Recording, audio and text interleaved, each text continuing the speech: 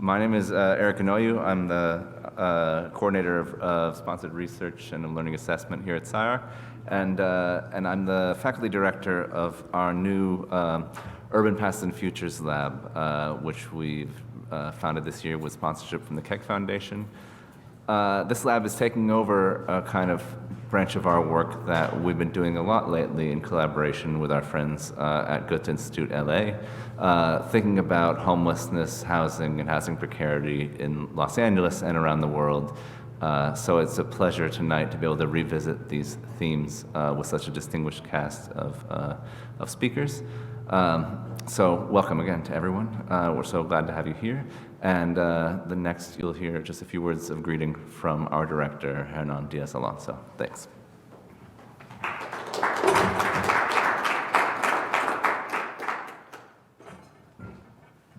Thank you, Eric.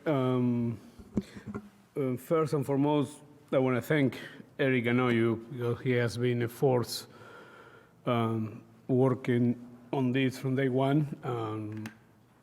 In this particular case, in this occasion, the word homelessness, but we've been working on this human tragedy and emergency in different forms and shapes, and we're planning to keep involved in this.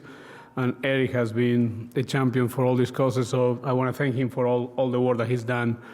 As I mentioned, this is a human emergency. This is I don't know if to say that we all should feel embarrassed that we cannot find a solution to this. And I'm pretty sure that there is not any easy way to solve it. I mean, if it was easy, somebody will figure it out by now. I like to think that. I'm not sure.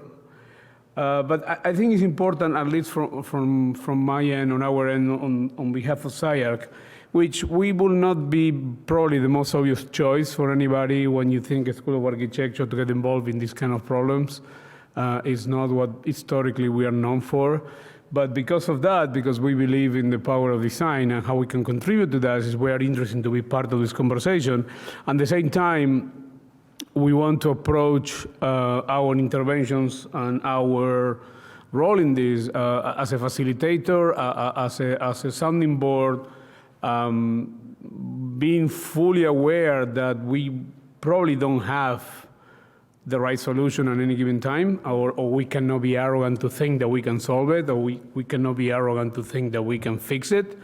But at least we want to contribute to the conversation, and we know that this is not without friction, and this is not without polemic. Every time that you do any subject, in particular, such a loaded subject like the problem of the homelessness in Los Angeles and in the United States at large, everybody seems to have an opinion, and everybody seems to have a better way how to do it, and everybody think that so is corrupt, or this is doing this and doing that, and sometimes there's some truth to it. But I think it's much worse not to do anything, or it's much worse not to even try to engage in the debate or to engage in the conversation. Recognizing too that we're all a little bit tired of talking about it and don't find the right solutions to it. But in the meantime, I think we should keep trying until we have to. I think everybody has a different view about this. As somebody who came from Argentina, with all our problems and our culture, we understand a situation like this in a different context. We understand this as, or at least I think it should be treated as an emergency. It should be treated in the way that we will treat the hurricane or fires or earthquakes, and should not be treated only as a housing problem or something like that. Or what is the role of development and what is the role of profit in all this, which seems like an absurd idea. But at the same time, those are the rules of the game, and the question is how we can operate with that, and how conversation like today with the speakers and we have with the different expertise, that maybe we can offer some light at the end of this very long tunnel. I don't want to sound pessimistic, but also I want to be very realistic about this, and I want to convey to my frustration this. Also on a personal level, I have no expertise on the subject whatsoever, but I like to say that I don't think anybody has any true expertise about this, because I think it keeps being a moving target. So anyway, hopefully today and the other things which our fantastic partner and actually another big force of nature behind this, the Goethe-Institut, and with Liam here, hopefully we keep doing things, and we can keep the desire to keep discussing and trying to figure out a solution for this alive. So I want to thank all the people who agreed to be part of this conversation today. I know there has been other things that the Goethe is doing, and hopefully they will keep doing it. We will be launching very soon a low-income lab in which the homelessness problem will be part of it. It will not only about that. It will be about many other things. But we planning to keep an agency for at least the things to be on the table, even until we can, again, as I said, we find a solution. We are in the neighborhood. They are all our neighbors. We don't want them to go away. We want them to have a good life. We take it very seriously, and as I said, is at the very human level, the basic human level, the least that we can do, at least to keep paying attention and trying to keep working. So, sorry I spoke more than I was planning to do so, but I would like to lead you now in the company of Liam, the director of the Goethe-Institut in Los Angeles. Thank you very much.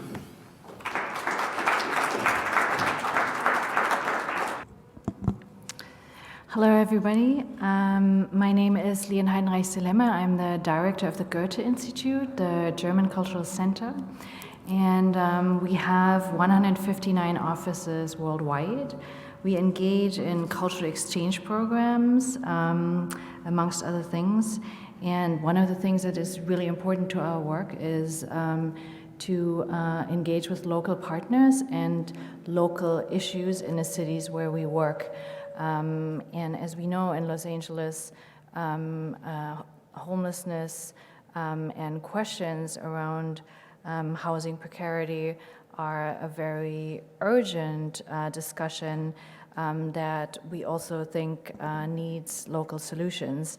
At the same time, in the discussions with partners and other institutions and peoples that we had, we felt that housing precarity is also a global phenomenon that could benefit from international discourse. So we put this project, Walls of Homelessness, together to bring in local but also international experts, artists, architects, activists, scholars, to share ideas, thoughts, and to present their work. And to see different strategies and talk about questions and challenges surrounding the issues.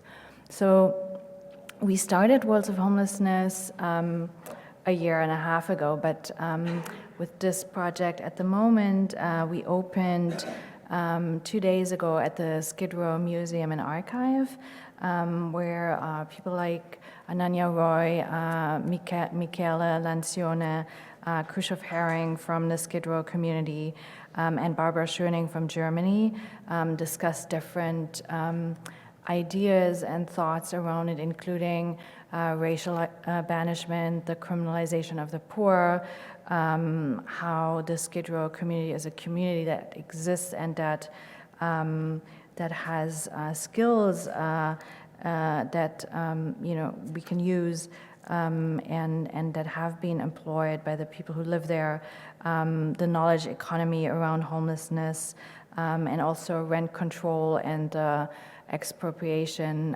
referendum in Berlin happening at the moment. Yesterday we then were at Naval, a culturally driven collective project space, where we looked at artist engagement with homelessness. Are there any best practices? What to avoid? And we showed 2 films and had a discussion with people looking at different perspectives. So today we are at SciArc, and I would like to thank Hernan and Eric for allowing us to be here. And for engaging with the subject already for a while. There was the homelessness charrette earlier this year, and for taking an issue such as homelessness into the curriculum and working together with us. It's a great privilege, and thank you so much for your input and knowledge into this program. Then I'd like to thank the partners, the Los Angeles Poverty Department, who have been working with the Skid Row community for more than 30 years, the colleagues at Naval, then Nikolai Blaumer from the Thomas Mann House, a residency space that is bringing in residents on transatlantic dialogue, including issues such as working homeless, gentrification, and other pressing issues, as well as our colleagues from the Institute on Inequality and Democracy at UCLA Luskin, with Ananya Roy, who was a speaker on the first day. So today we're going to look at how design can engage with housing insecurity and homelessness and nurture thoughtful processes with communities. There is a common misconception that city planning and architecture seek to provide solutions to end homelessness. These solutions include various types of supportive, affordable, and shared housing, as well as small-scale structures providing temporary shelter. Independent of the quality of design thinking, such projects and structures can be met with opposition by the communities, coming from the prospective occupants and the existing community. How can homeless communities become part of a strategic design process that is engaging and beneficial for them? How can architects produce mutually supportive environments for houseless communities? How can community-driven processes contribute to responsible and comprehensive design solutions? How can schools of design, such as SCI-Arc, encourage the success of such initiatives? So I would like to introduce the moderator of this discussion, Carlos Cedillo Valesco. Was born in Mexico City, studied art and architecture at Yale University, where he completed his master's program in 2010. In 2012, he joined the Mexican president's transition team, developing projects to improve the quality of housing and the reduction of environmental impact. During his time as head of research, as head of the Research Center for Sustainable Development at the National Housing Fund for Workers, he focused on housing and urban development. In 2017, he founded Pienza Sustainable AC, a nonprofit association that promotes the analysis, implementation, and coordination on the current situation in Mexico, aligned to the 2030 Agenda of the United Nations for Sustainable Development. In parallel, Cedillo remained academically active. He has been invited to teach courses and give lectures at universities such as Columbia, Yale, and Harvard, as well as the National Autonomous University of Mexico, and he's also involved with SCI-Arc. And I know he also just, he's working on a very big project around housing himself, so please welcome Carlos, and he will speak a little bit about his work as well.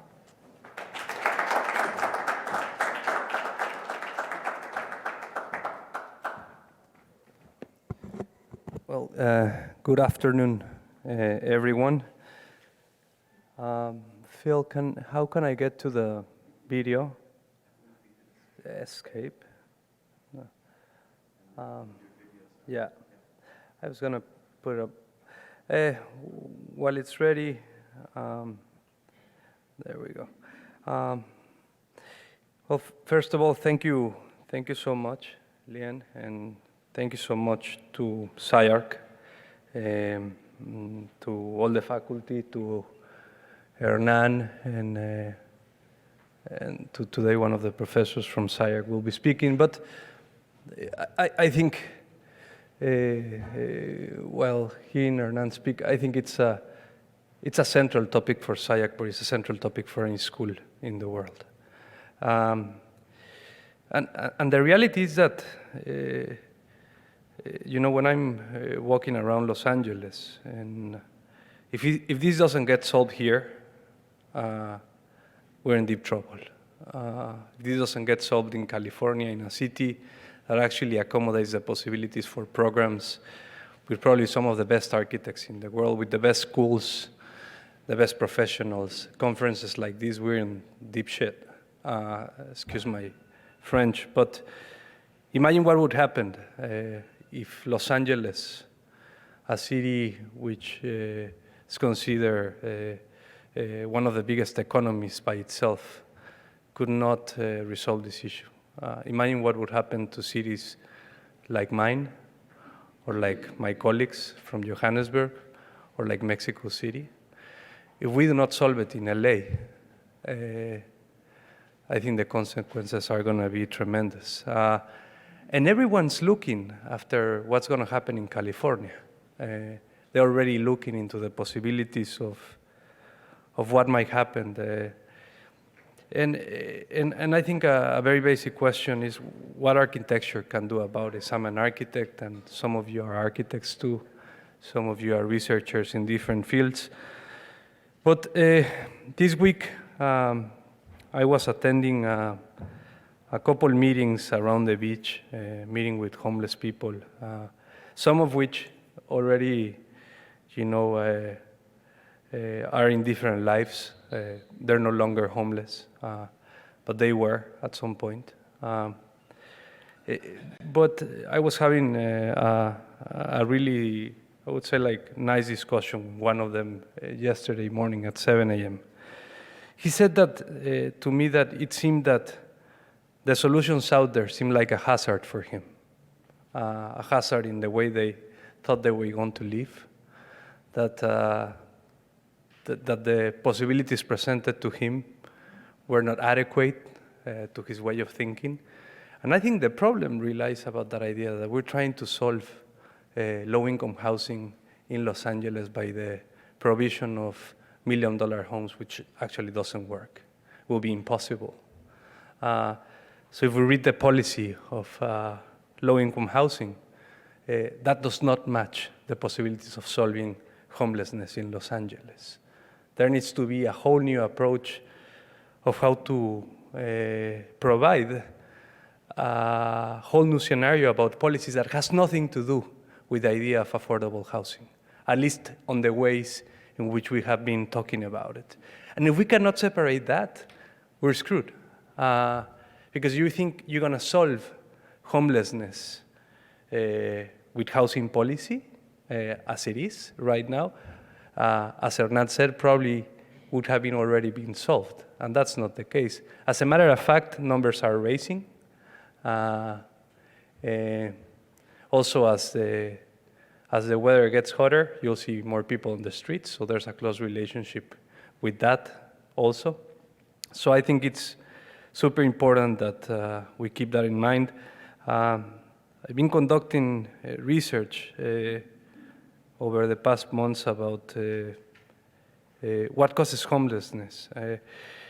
And maybe not all of them, but we have to understand the different scenarios and the different circumstances. But one which is tremendous in the US has to do with addictions. And addictions, some of which have to do with alcoholism and drug addictions, is really hard to provide a possibility for someone within those kinds of addictions to actually give them a house that will take that away, because a house will not take away addictions. So I think it's a really complex issue. As Hernán pointed, I think very wisely, no one's an expert, but I think there are 50,000 or more possibilities out there to actually try different possibilities. I think if we can put in our heads that no single solution will make it, but rather than a different of possibilities, and I assure you that there are more than 55,000 architects ready to work. I was asking Darren, how many graduates have this university had in its history? But if, a number of architects could actually try, and I love where you were talking, Alex, that you were actually speaking to a homeless person. It starts there. It starts there trying to understand the extravagance minds of these people, or the mind, whatever it is, but trying to figure out whether there's a possibility to start establishing a client relationship, which I think provokes on the possibility that for something to be sustainable also has to be profitable. And it's okay to figure out that, if this becomes a fully subsidized program, it will fail. It will fail, the economy doesn't have the means to continue. But if we think as a process of a sustainable agenda in which maybe, the big solutions of the city will arouse from looking at its problems, I would say that's a beautiful proposition. What if we try to flip the idea around? That the possibilities of the city are because they have homeless people. And rather than looking at this as a problem, we look at it as a solution. I think that's a really different proposition in which I think we're going to discuss a little bit today. I'm going to show you a small video of our work. As some of you know, I was deputy director of this big mortgage institution for more than 7 years. I finished that work, but then I continued doing work in communities, and I'm just going to show some of the current projects. We're working on communities that are in extreme poverty. People are living under $1 a day. We're actually bringing architects from all over the world to design, and we're building their houses. They might not be perfect, but I think we tried. And so far, we're finishing our house number 150 within 2 years of our private funding, and just by asking architects to donate their time. So I want to show you, and like Hernan said, we should treat this as an emergency, and this was an emergency because this is related to the earthquakes back in September 2017.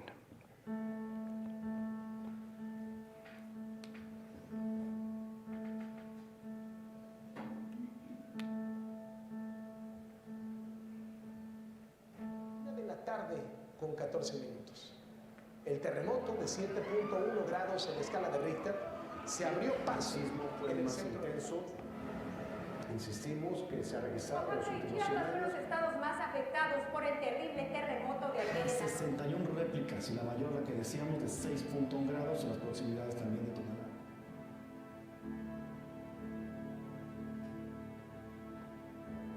Se despierta un interés civil y ciudadano de involucrarse, ¿no? Desde la gente que salió a cargar a otros que pues empezaron a planear cómo ayudar al sismo.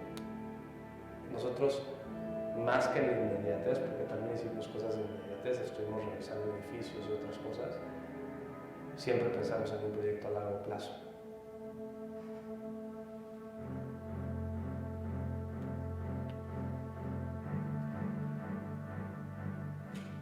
Nos juntamos un grupo de organizaciones y individuos con mucha voluntad de ayudar. Parte de la idea era crear una sinergia, unas colaboraciones de organizaciones, pero también de disciplinas. En esa plática lo que quedó muy claro es que había mucha voluntad de ayudar, pero también había muy poca información de cómo hacerlo. Entendiendo el problema y analizándolo a profundidad, nos dimos cuenta que había que enfocarnos en comunidades que pudiéramos atender.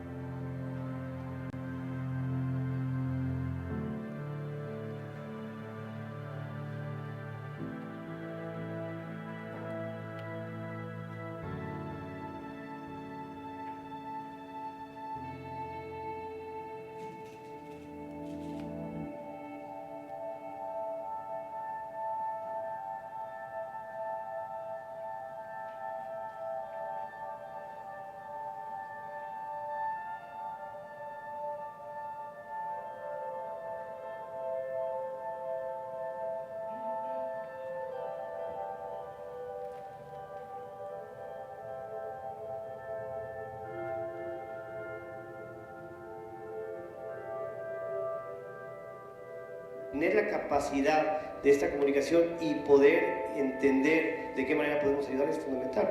Guardar nuestras energías para lo que realmente pueda tener impacto.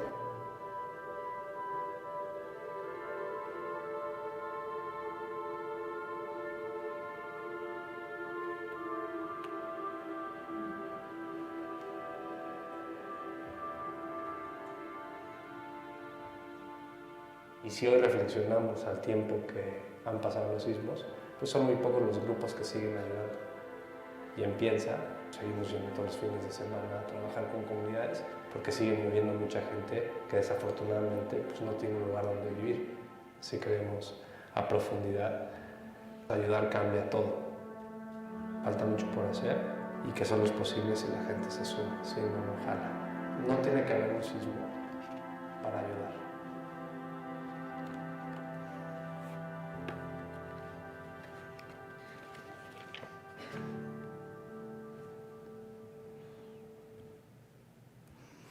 Well, and so a little bit, because we've been asked several times, out of those 150 homes and more, because we have done around 1,200 housing projects. But they ask us, can any of these be replicated? And my answer is always no. I mean, it could be replicated in its process, but the moment you detach the possibility of conversation with the user, its possibilities for success sink down pretty high. If there's no engagement with the community, if you cannot go as an architect and ask the potential user its necessities, the possibilities of the project to clash are pretty high. And I think that's make it really simple for architects, because as architects we're trained to do that. We're trained to interpret the possibility of someone's living into an object or a house. And I see really architecture possible as the only tool to humanize those solutions. And that's why the proposition of being an architect, I think, is such a wonderful thing. It could be the profession that actually, understands policy, understands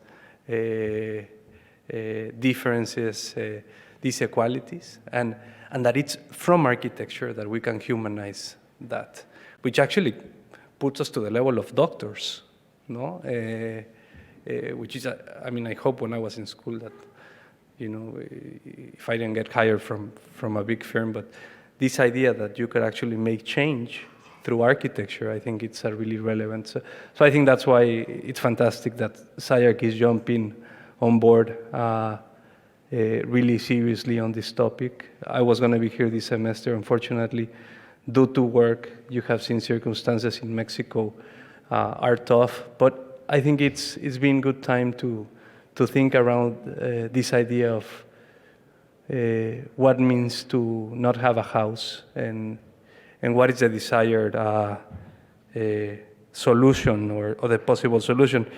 So that's to start, and I'm going to be introducing each one of the panelists. And I think in perfect order, I want to introduce one of SCI-Arc owns, someone that I had the opportunity to meet some years ago when we started doing research together about the possibility of low-income housing.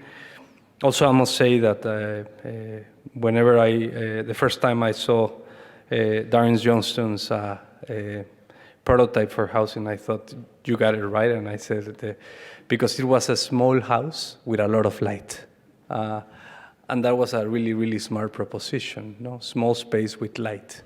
And light means a lot, which needs to, the idea of energy consumption and resources needs to be an integral part on the thought of the production of housing. If you produced a house in which a family needs to light on the bulbs every day just so they can read properly, that's going to produce some really big consequences for that family. I mean, the amount of energy and month-to-month spending. So I thought it was right on. Unfortunately, it didn't get built, like some others, but I think it was just wonderful how with SCI-Arc people we discussed the possibility of how low-income housing needed to be thought outside of the box.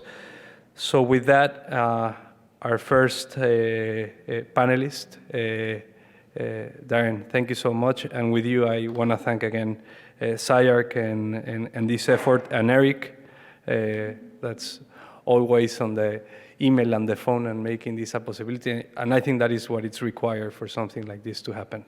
Darren.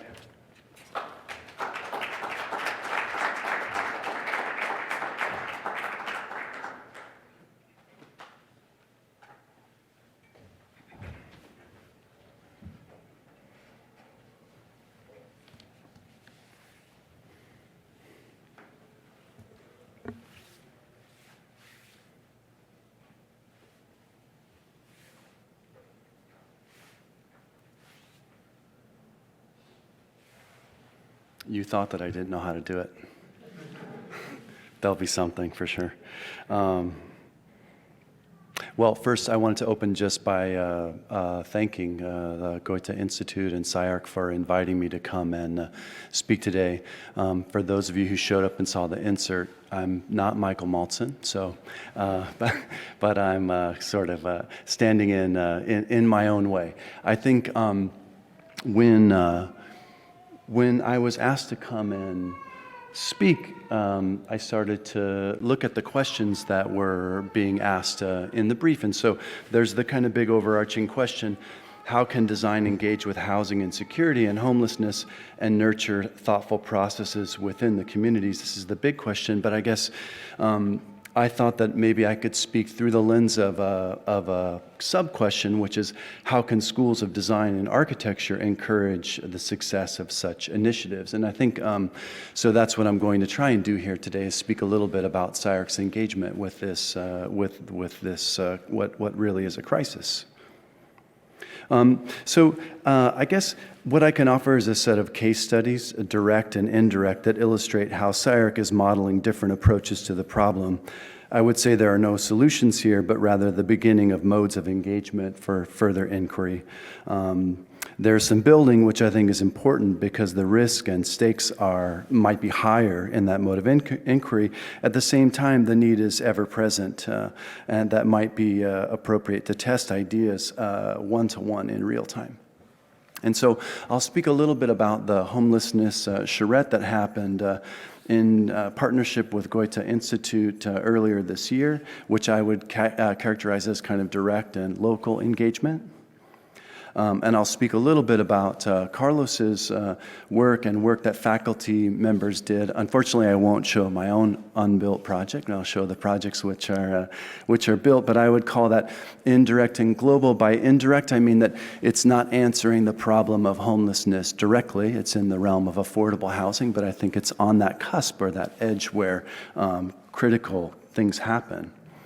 And then a project that I worked on here at SCI-Arc, which was for affordable housing here in Los Angeles, which was a partnership with Habitat for Humanity and SCI-Arc that resulted in a built house, a single-family residence.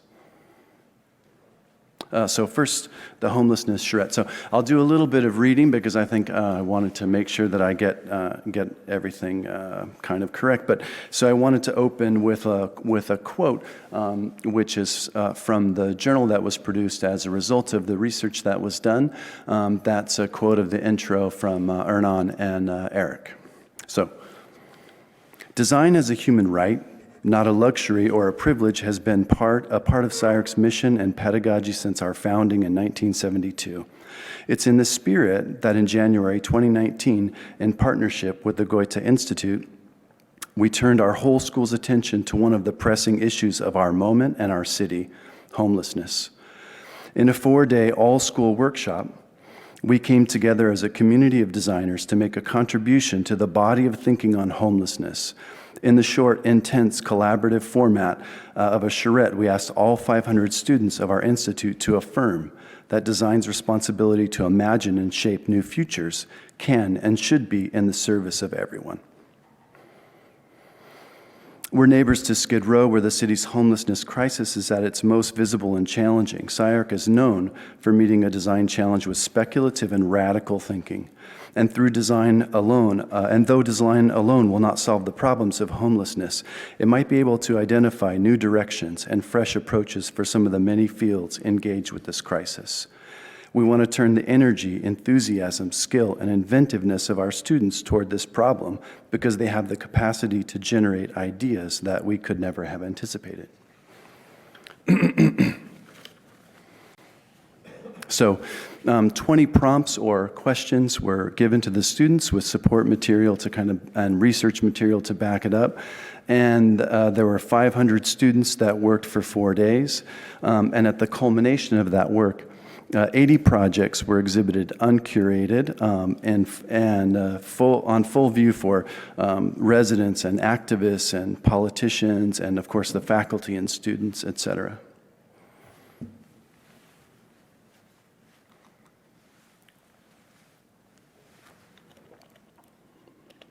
So the culmination of the charrette came in the form of this journal or report, and in the report there are 15. I think there are 15 projects. There are extracts of postgraduate research, projects organized into sections that you see here: dwellings, legislation, increments, transition, logistics, facilities, perception, and some that don't quite fit. So I guess from here, I just pulled out some things that were particularly interesting or compelling to me. So I called, these are the kind of DJ picks. And they don't cover all of the entire spectrum of categories, but there were things that kind of resonated with me. So one of them is a project that the students termed Retail into Housing. And in this kind of there's a hypothesis. There are a few things, but one is that obviously you can't address homelessness with shelter alone, that you need regenerative services that need to be offered. And then the other is the idea that in the city of Los Angeles or any city, there are perhaps underutilized spaces that could be capitalized on. So in this project, the students had the idea to engage with these vacant big box stores. And I think there was a quote, something like 7,000 stores in the city of Los Angeles were vacant in the year of 2018. And so the idea that you engage that space, and then within the space there's provisions for residences, workshops, shared living, learning centers, et cetera. And then the idea that there's a kind of mobile dwelling zone, and that the mobile units are these kind of flyaway units, so units that as people are ready to kind of assimilate back into society, this may be something they could take with them and deploy elsewhere.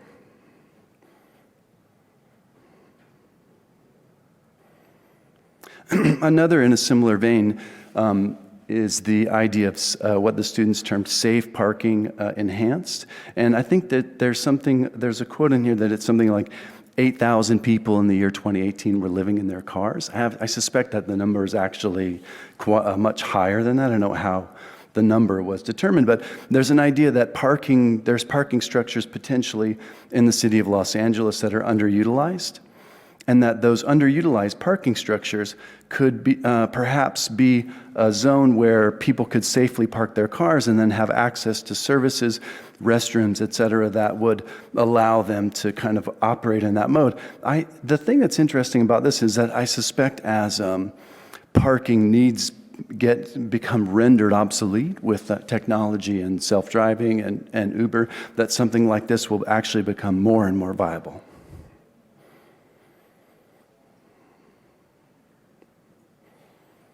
And then there's always, so in the book there are these provocations, like things that, even though there were 7 categories, things that just don't quite fit.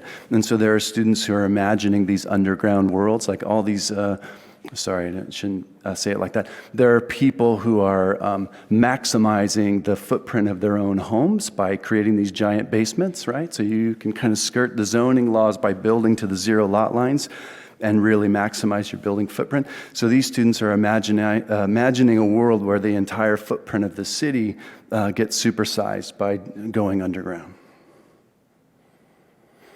And then into the realm of legislation, which is certainly not a realm where I don't believe our students have expertise, but there's kind of inventive thinking, the idea that perhaps through a ballot initiative and the establishment of new zoning regulations and a new zoning department or a new department within the city of Los Angeles, that we could begin to sort of take back some of the properties that are owned by country clubs who have been kind of skirting the property tax laws, or working the system, so that maybe these parcels could be pressed into service, or kind of leveraged or incentivized out of the hands of the country clubs and into the hands of the city to start to address some of these issues. And then another proposal in the sort of legislation zone. So this is something the students termed zoned out. And there's an idea that perhaps within the typical Los Angeles residential lot, the kind of bungalow lot, that you could actually create micro communities that are more kind of self-sustaining. And so the students position this in phases, and of course it would require a different understanding of or a modification of current zoning regulations. So phase 1, there's temporary housing, which would be sort of bridge housing. And then phase 2, the lots get populated with these super micro units. And then in phase 3, a kind of building or enterprise zone is introduced. So you have a sort of an entire community sort of encapsulated within the zone that's the size of a normal single-family residence. Yeah, as an aside, it's interesting. I'm doing a project in Houston where they actually have no zoning regulations. And so it's not uncommon to be driving down a residential street to find a bar or some other sort of, some other type of commercial or enterprise project. So it does exist. It's quite lovely, actually. And then another proposal, which I guess is in the zone of transitional or incremental, I think this one is quite interesting. So there's an idea, well, first of all, that it's not just a housing problem, but there's a culmination of housing and services and things that need to be provided. And that rather than, I think a lot of the students focused in on hotspots or kind of very specific moments, and this sort of postulates that you sort of lay out a blanket or a carpet or a grid of these elements within the city. And that when you do that, each piece of architecture begins to take on a character of the neighborhood that it's in. And that and also begins to offer kind of goods and services that are somehow related to the neighborhood.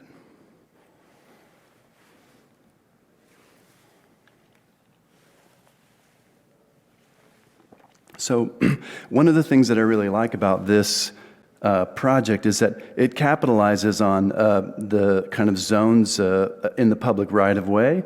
So it kind of encroaches into the public right-of-way. But the architecture itself communicates what it is. So you can imagine it sort of taking on a character that's recognizable within the neighborhoods and really serving a purpose, and also really communicating with the language of architecture. Another provocation, kind of living in the billboards. And then the idea that perhaps what we need to do is communicate, and there's a mode of kind of public service or graphic communication that could help to produce awareness and really sort of create new modes of understanding. And then I think this is the last one from the charrette, which is the love army, and the idea that perhaps a charitable agent within the city could capitalize on the power of marketing and really make its presence known, and sort of use the food truck model to provide goods and services to the city. Okay.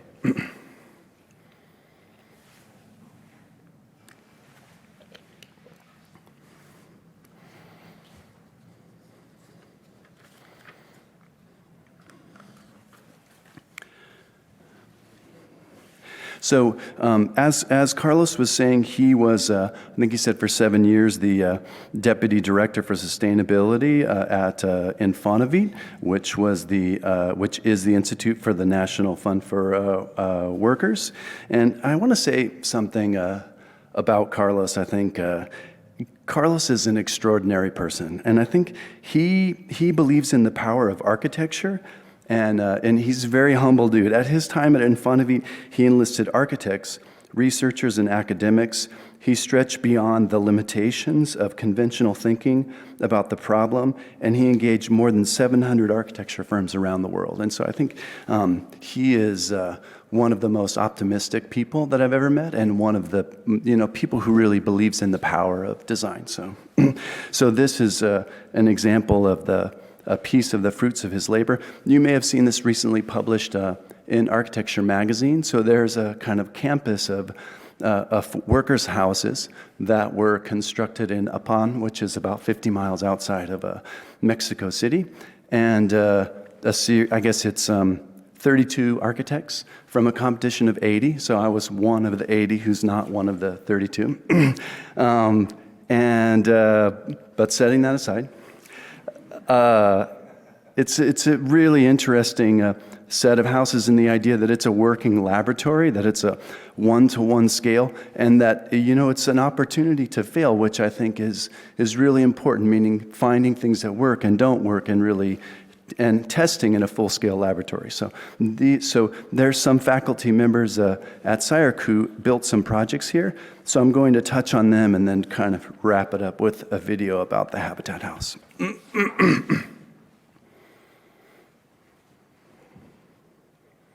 So that's the full campus. It's an aerial view. And then a site plan. So of the 32, there were 4 projects by SCI-Arc faculty. So one by Florencia Pita and Jacqueline Bloom, which is, I think, a rumination on the vernacular forms and traditional construction methodologies, and then actually using the idea of the fence to create quadrants and parcels that could be captured for future growth. And Francisco Pardo, who's actually the director of SCI-Arc Sister School in Mexico City. And it's a beautiful project, very compact. All of these projects are, if you didn't read the article, you don't know, all of these projects were built in a range of $15,000 to $7,000 for the whole project. That's the construction cost, which is extraordinary. So, and you alluded to the cost that we're spending to build projects here to answer the problem. So you can see there's a kind of major disjunction there. So Francisco was looking at a kit of elements. So a kind of block with a kind of gabled tube on top, with basic services and then flexible space within. So something could be a bedroom, but it could also function as a place to store produce or a place to store goods that are being produced.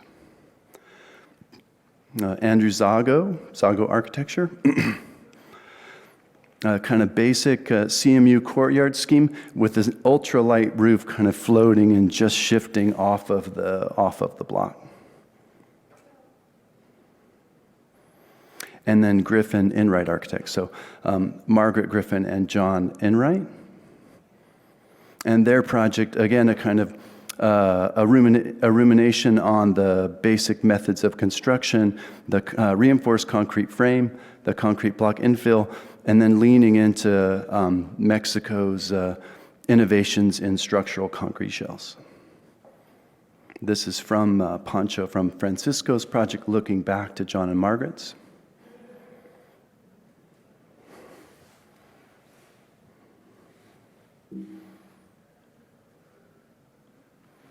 And now, rather than present, I'll show a video with a slightly younger version of myself, which is always nice, about the Habitat for Humanity House.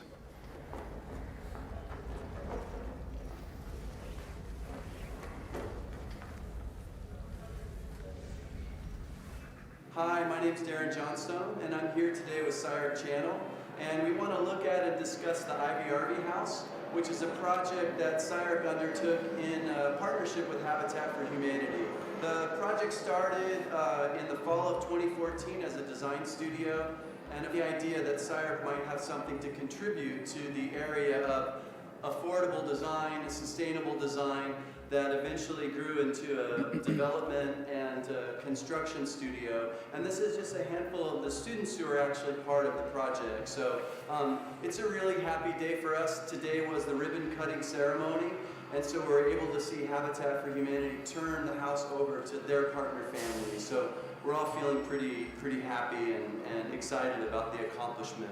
So excited to have you here as we dedicate this really beautiful and unique home that really highlights a fantastic partnership. And so we're thrilled to celebrate with Balete and Bethlehem and their girls, and we thank all of the partners who helped make this possible.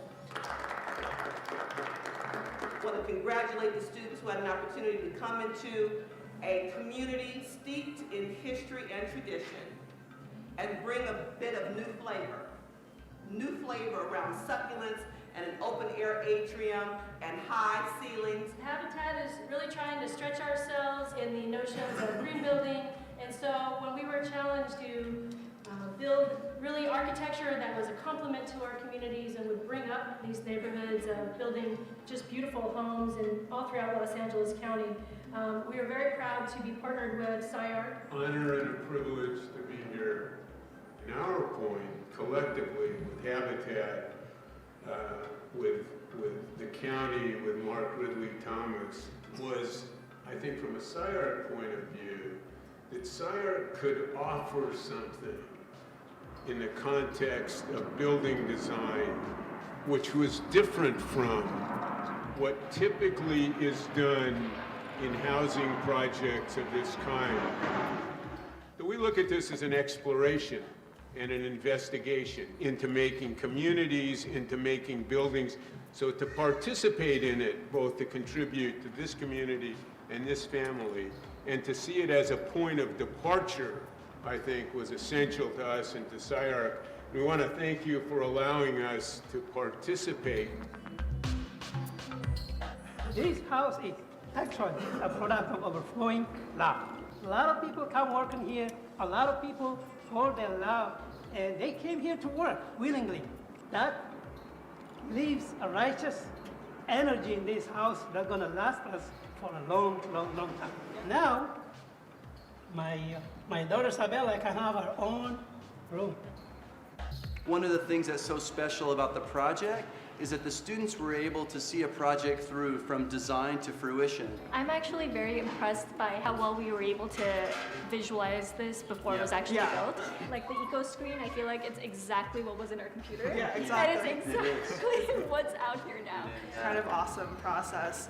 And just to see that articulation of using models and then doing the 3D model with Melia and seeing all the different little kinks that we had to work out. How significant it will be to us that what we have built is going to be permanent in this neighborhood, how this house can help this community. That moment when the whole massing of the house was there, and in that moment I knew like, okay, we're gonna get there, because it was challenging for everyone involved, in a good way, in the way that you push through something and really learn. For me, this house is more than what I expected.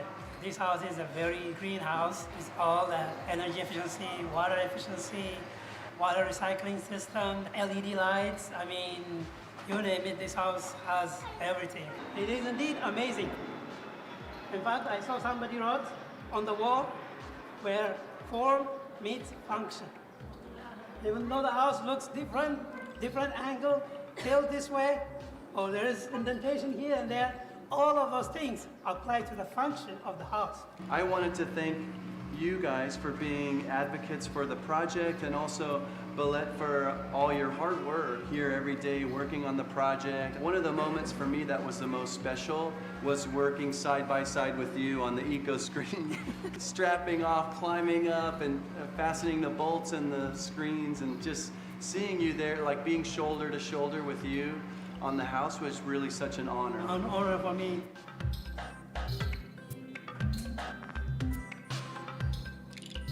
I feel a lot of pride in what you guys were able to accomplish, both in your education and also for the family and for the community.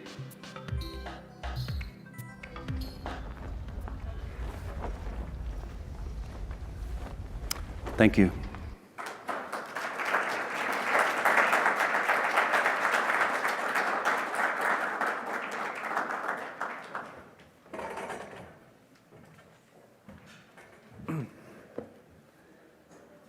Thanks, Darren. To continue, I would like to introduce Alexander Hagner. Did I pronounce it correctly? Yeah. No. But when I was told that I could have an opportunity to be the moderator, which I'm truly grateful. Just by reading at your bio and looking at some of the work, I was really, really excited about certain things, because even on the bio, you talk about alternative projects, and that, at least to me, is talking about a possible solution, that it's going against the flow of what it's commonly out there. And another one that, although I was looking into finding more about, and perhaps we'll have an opportunity to understand it in greater depth, is that you have cataloged a project of yours as someone's last project.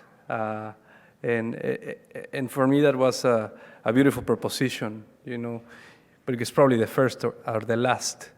But the projects, for those that doesn't have a home, if they have that sense of could be the last, I think they're taken into a whole different level. And to that, let me introduce also an expert. I think if you would like to read, I think it's really important, and it will be unfair for me with the 2 minutes to talk about all your projects. I think it's better that I hand it to you and that we get the opportunity to learn from you guys.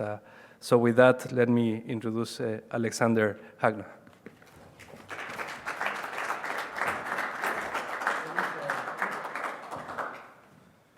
Yeah, hi together. And thank you very much that I have the possibility to come back, because I had been here exchange student 20 years ago at SAIAC. SAIAC wasn't here, it was somewhere, I think, over there. Yeah, so for me, great opportunity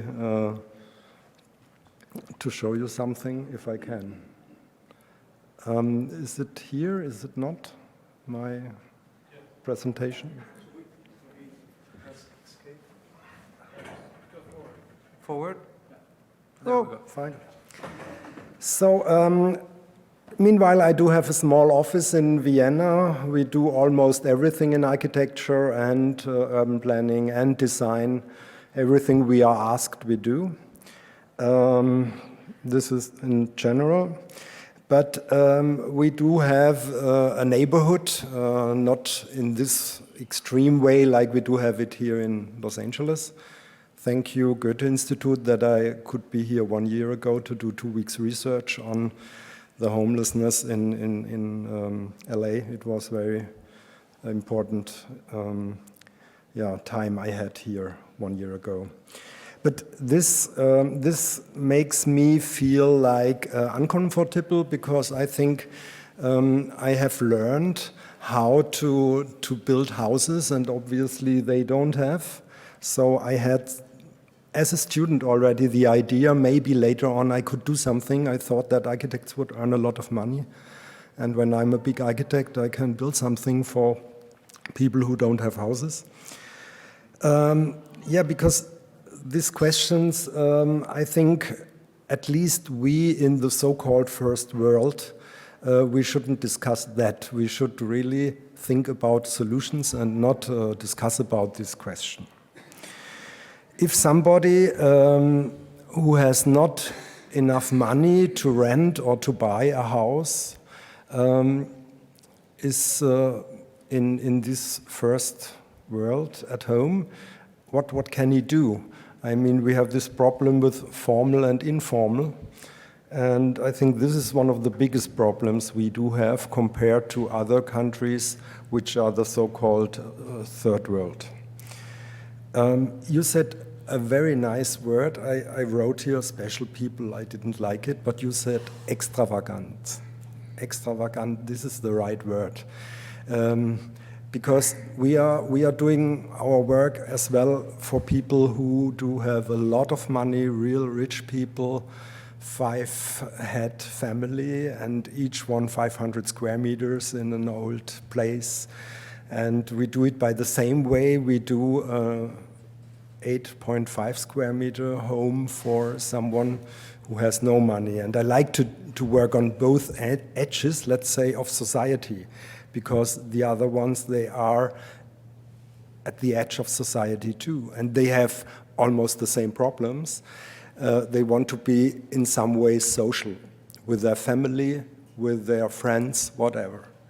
So to shape this wish to be together with someone you like and you love, I think this is the main idea of architecture when we bring it back to history.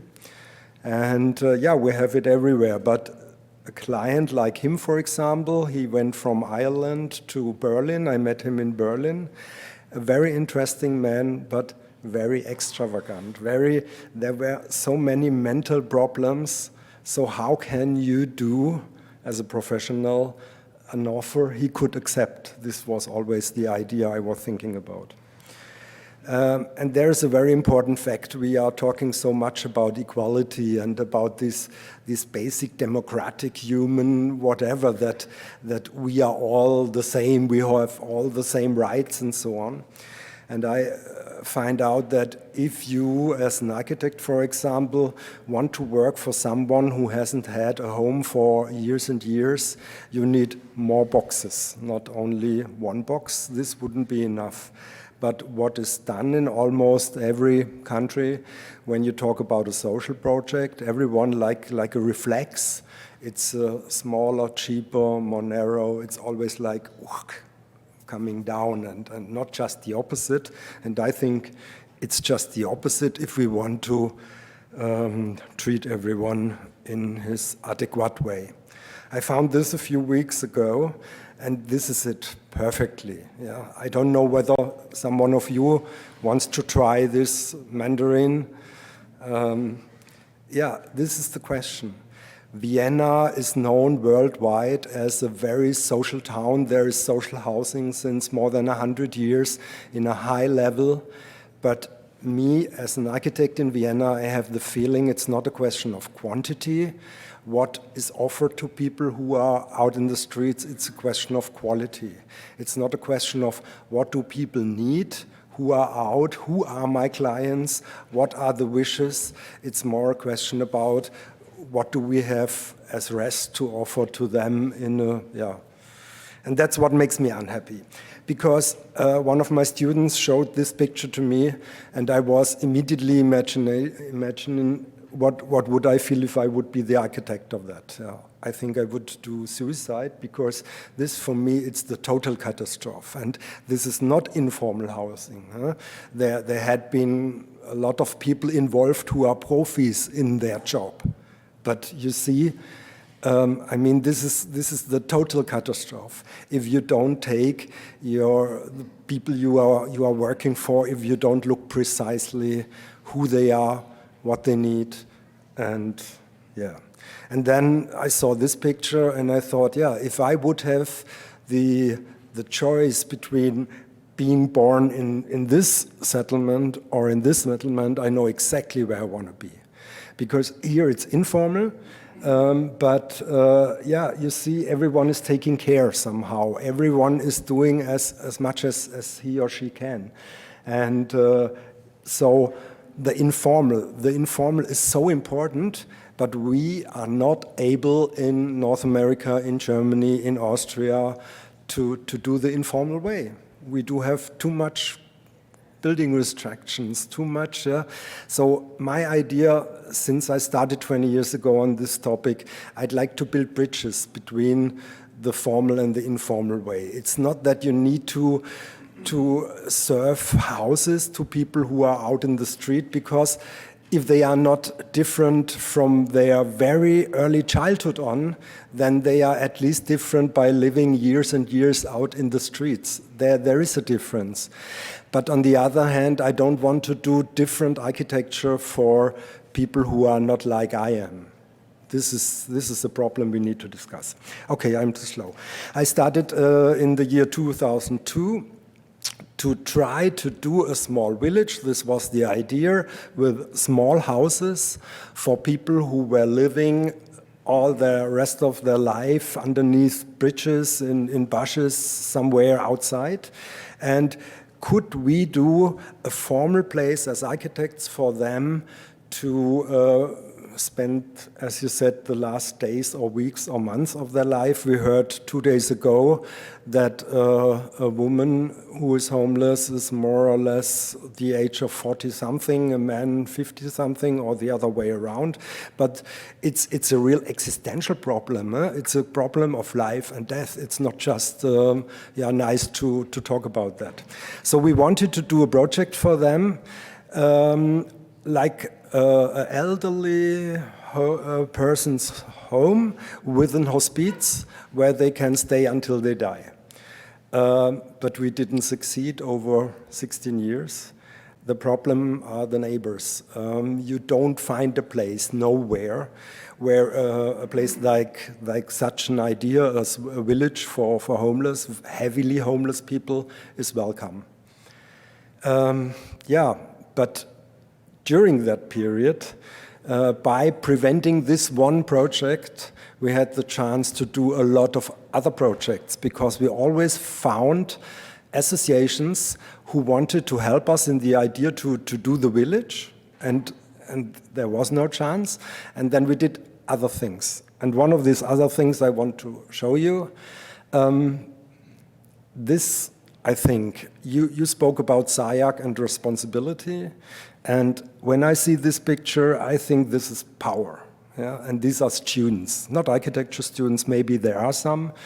But in 2009, students in Vienna, they had been so fucked up with the conditions of how much does the living space cost, too less room to do their lectures, too less teachers, too less. And they said, stop.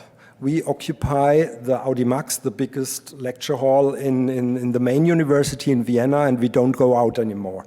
It was beginning of winter, and some homeless heard about that, and they came in this Audimax, and they slept there, and it was a 3-month happening, let's say.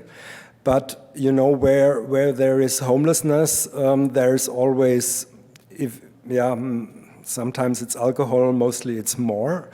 And this makes the thing complicated. If you can't talk, it makes it complicated. But a few of the students, they had the idea not to call the police, not to put the homeless out of the occupation situation, but to involve them proactively. And this was the idea. In the moment, homeless people who had been in there recognized that the students want something from them, that they can help in this protest situation. The situation changed completely. The conflicts were gone. They worked together. They went together on the streets. The students fight for the rights for the homeless fight for the rights for the students. And this together action, this was the key for my favorite project, let's say, and the one we are a bit famous for. The students had the idea to carry on this idea, not after the Audimax was made empty by the police, to go on in being together with homeless people. It was so productive. And they found in the middle of Vienna, this is very important, where is the place where we do a project for homeless, not in the edges, because they are already in the edge, in the middle. So that's so important why Skid Row must stay here, let's say, and not somewhere in the desert. This is in the middle of Vienna. It's in the 9th district. It's an empty building. The students thought just a few minutes, shall they occupy it again? The homeless said, oh yes, we do it every day. We go every day in houses which are empty. But one had a better idea.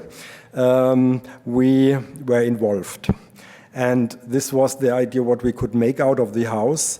And this is exceptional. We found a very rich guy. He's the founder of Strabag. Strabag is the biggest construction company in Europe. And he has the opinion, it's Hans-Peter Haselsteiner, he has the opinion that life was good to him and he has to give something back. And that's what I'm convinced of completely. Viktor Papanek said in Design for the Real World, 10% everyone should give from his what he's doing. Maybe 20 would be better, but 5 are okay too. But this idea of how is community constructed, it's about you have to give something and you have responsibility. By knowledge, by money, by whatever. It's not this is the way humans used to be together. Yeah? Okay, he helped us. He bought the house. He donated it to the association. I'm part of the association. And all the rest we need to do with our own money. Own money means we need donated money. We took credits, which we have to pay back by donations. There is no official public money in this, and that was what we made out of this old house. The idea was it's much too big to do something like a day center for students and homeless to work together. It's 1,500 square meters. It's much too big for this association just to do things. But housing, it was the problem of the students. It was the problems of the homeless. So we decided to do housing there as well, not only working together. And we discussed a lot. We decided to do shared WGs, students and homeless together. We discussed, shall we do the homeless in the 3rd floor or in the 1st, or shall we separate them by shared WGs? But then we decided no, we try to mix, we try to go with a maximum that homeless and student doesn't matter, they live together, they decided to be part of the project, let's try it. And the stigmatization is already enough. Yeah? We don't need to take it further by separating in such a community project. This wouldn't fit, but it was a hard discussion. So there was the living, the together living, and then there was the idea we are in the middle of the town. We need to give something back to the town, not only take that they allow us to be there. We wanted to be this idea of hybrid. And this, for me, is one possible solution in these fields. We must stop thinking in mono, like mono function, mono people, inhabitants. This mono doesn't bring anything further. We need to think about hybrid ideas to connect everything. Architecture is just a point in a very large net of a lot of conditions, and if we identify this point and identify all the connections which would be possible, I think this is our job we need to do. Yeah, this was when we started. Was a Kinderwagengeschäft before, and they produced it. But we have in the association also an overnight shelter where people has to leave in the morning and are only allowed to come back in the evening. So we involved. It was not the idea. I mean, participation is such a fashion thing, but we have those people during the day not knowing what to do until the overnight shelter opens in the night. We ask them, do you want to help us to prepare the building for the professional construction company? And then they came, the homeless and all the other people who helped us. They need to leave because of administration and insurance and all this stuff. I didn't like it, but it was like that. But when they left, they gave us quite a nice house as we planned in the beginning. But then there was all this furnishing thing, all this interior thing. And there we again asked people to help us. And not only potentially inhabitants, also neighbors, also students from faculties around the building.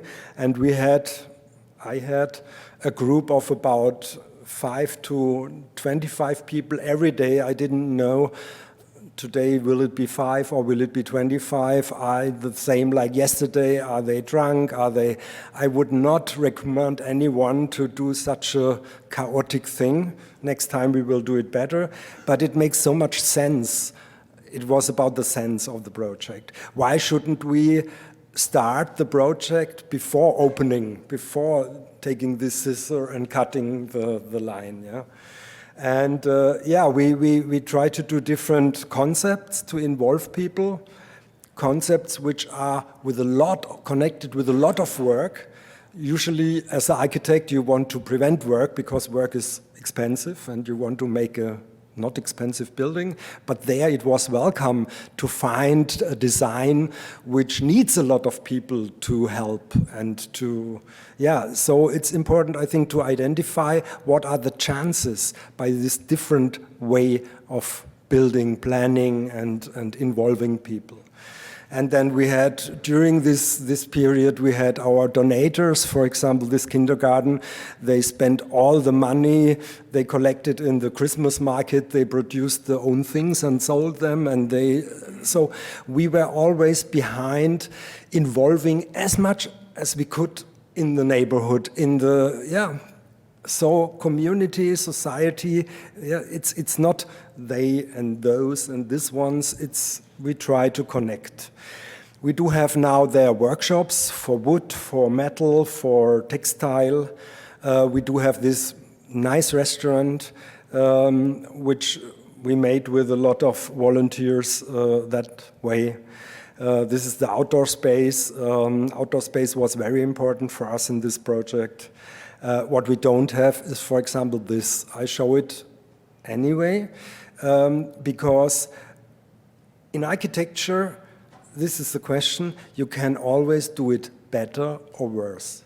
This is the idea. It's not the idea to find the solution, but it's the idea to think about which decision might be the better one in this context and which might be the worse one. And if we heard about conflicts during the Audimax occupation, we knew that if it's too, these people there's the alcohol, maybe they don't stand the closeness to the next one. And now can you imagine how this is actually a student's home in Munich, so it's quite a normal student's home. But how do you meet your neighbor? You had probably a fight in the night at the kitchen by a lot of alcohol. How do people meet here? So this is just one example. We had thousands of ideas of what could space do in this context of people who are not that common like we are, let's say. So we put all the elevation outside. By this way, people can talk even from floor to floor. Normally you have those from the third floor and those from the first floor, but by having the access outside, they can communicate between the floors. This was so important. We can support communications, of course. We can not solve conflicts, but we can put the steam of the pot, you know what I mean? And then there was always this discussion with the luxuries. We have only donated money. And we architects, we thought we need a penthouse. We need it. We don't know exactly what will happen there. Every square meter we wrapped out to do something really responsible with the money. But there we thought we need an open space. We need to open the architecture at the rooftop to give possibilities. And now it figured out that the restaurant, where we only wanted to deliver work for people who live in the place, because the students and the homeless have to pay, of course, they pay rent. And they pay both the same amount of rent, because we don't want it to have a two-class community, that the students can tell the homeless, you have to clean because I pay, you don't. We didn't want that. So, but at the same time, we need to offer chances to earn money. And now we figured out, we thought the restaurant could be, if we don't want to take donated money into the restaurant, but we don't want to earn with it a lot of money. But it figures out that people love it. The restaurant is always crowded. It's 6 years open now. When I go there, I feel always that much happy. And this space, we were discussing, is it too luxury or not to have a penthouse with a roof garden? But now we rent it to the neighborhood. There is the Austrian National Bank, 50 meters far away. They come and celebrate their 50th birthday, for example, in this space. Because we made it that nicely. You can invite, with your design, people to take part in what you want to do. And this is the power of architecture and the power of design we see here very clearly. The restaurant I already told, this is the link between the social project and the rest of the town. No one, if we would have done it like social projects used to be, it smells, it don't feel good. The projects I know, they are wrong, excuse me. But so we made it very nicely. A lot of people come in, they don't know that it's about homelessness. And it's not that important, and they like it. And then the third time they see, oh, it's about homeless, and they like it so much that they go up in the office, they ring the bell and ask, I like it so much here, may I be part of it somehow? And this is power, I think, to pick people up from a point where they never would have come to actively to get involved in such a project. Okay, you have a nice boy, a small. I do have 4 children, and I think it's about our future. When I saw this, I thought, really? But it's written that it's not modified. And is this the world you want to give to your children? I mean, this is this society which is driving in different directions. I'm not agree. And then I saw this one, warning and private land. For me, it doesn't fit together. Why warning? Why? What has it to do with each other? Yeah.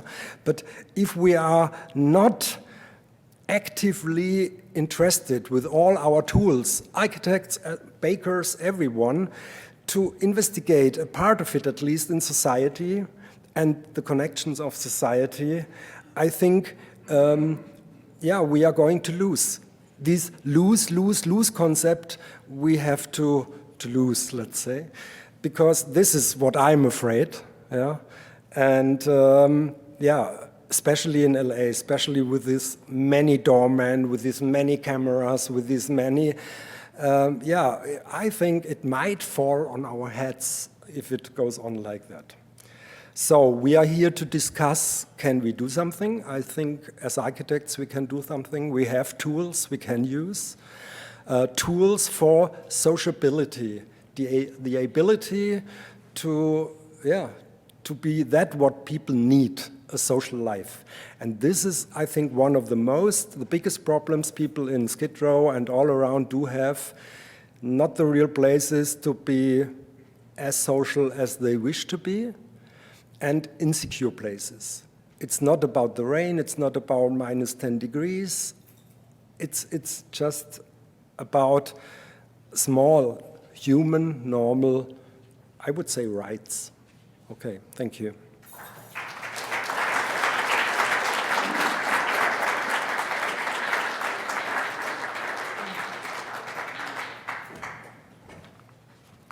Thank you, Alexander. I think to move further, but a lot of things have been said, and later on what's going to happen is as we finish, we're going to all stay here then to have a conversation and get some of you also involved in the conversation. I think that makes it richer, so we're going to try to do that. We'll see how that works. But I think, Alexander pointed very wisely, and once I heard someone said that if it doesn't produce value, don't do it. And I'm not talking about economical returns. I'm talking about what value really means, and that some of these projects actually, when they happen, they can change the face of the city. So I think that's a really important discussion. And with that, I'm going to introduce 2 colleagues from Johannesburg. Remember the first time I went to Johannesburg, I thought I was in Mexico City. But I was amazed, and that's why, Alexander was talking about the issues that happen in Vienna. We talk about the issues that happen. But when you get to cities like ours, with millions and millions of people, and then we're going to get someone from Medellin, gets really complex there too. But I think it's super important to listen at different perspectives. But The reality is that homelessness, like addictions, do not distinguish. I mean, it's just like if we talk about the States, you know, I think people in the States, on average, make $7 an hour. But to be okay for your rent and do not spend more than the use 30%, people should be making $16 an hour. But there's a lot of people right now in the United States that could engage homelessness very rapidly. And we should acknowledge that because we're only solving the issue. So for that, let me introduce, I call it a pair today, but I think a pair of people from Johannesburg. You're from Johannesburg as well? Amazing. But Thorsten, and I really loved about your bio, aim to create spaces in which people can thrive. I think we've been talking about that. And then Tebogo, you know, this idea of you being an architect and a choreographer amazes me. You know, it's so I'm just excited to listen to you guys and know more about your work with you guys. With that, our friends from Johannesburg. Thank you.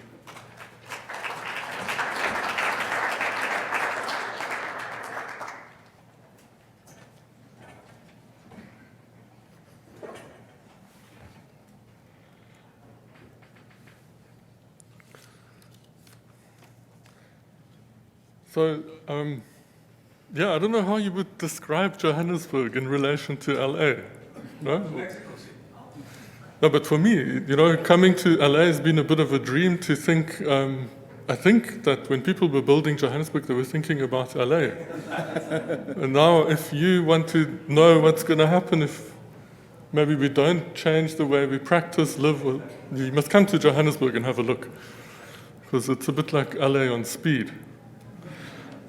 Yeah, so I will be talking about the Informal Studio, which is a teaching experiment that was supported by the Goethe-Institut of Johannesburg. And it really sought to engage with informal processes of housing, really at a time when the formal processes are revealed to just not work. And in fact, that the formal setup or mindset criminalizes something which could actually contain a solution for us. So unfortunately, my partner, Anne Grabner, who was instrumental in setting up the studio, could not make it. But I'm very pleased that Tebogo is here today. And he's a guy we've been working with a lot. He was even one of our students at some point. And he was actually very successful as a student, and he never listened to us. So, yeah, I don't know if I'm such a great teacher, but he can maybe tell you. So he will speak about his experience in the Informal Studio and also just the practice he does in teaching and his work as the next generation of architects in South Africa. And really, why he's here and why we're together is, I think we share this really, it's almost like a gut aggression, you know, like a need to see our profession transform and actually transform the spatial legacy of our city, which is so ingrained that it's everywhere. So if you look at this picture, that line really separates the past from the present, and there's no big difference between the two. I work in Johannesburg. It's one of the most unequal cities in the world, where architects are complicit in extending the template laid down during apartheid. This slide shows a state housing project we have been busy with since 2004. I think you even worked on it, huh? The line in the middle ground delineates the past from the future. In the background, you can see the typical dormitory town for the black working class built 50 years ago, located on cheap land, far away on the periphery of cities with minimal secondary infrastructure. And in the foreground, you can see what we are building now, during democracy. So the project with Goethe-Institut helped us not just get stuck in this kind of reality, So as architects, we became really, really aware of our role in extending this landscape, this unjust landscape. But also, we became aware of waging a kind of war through our profession on people who have built alternative landscapes, alternative cities with their own hands in the face of the backlog that exists. And so what you see here is housing that's delivered at an absolute fraction of the cost and at a much, much quicker speed. So sure, it's got huge problems. But I think we can't just deny it, and so we also can't romanticize it. No, but it's my job as an architect. You can see this thing is built in the road reserve. It's my job to get rid of it.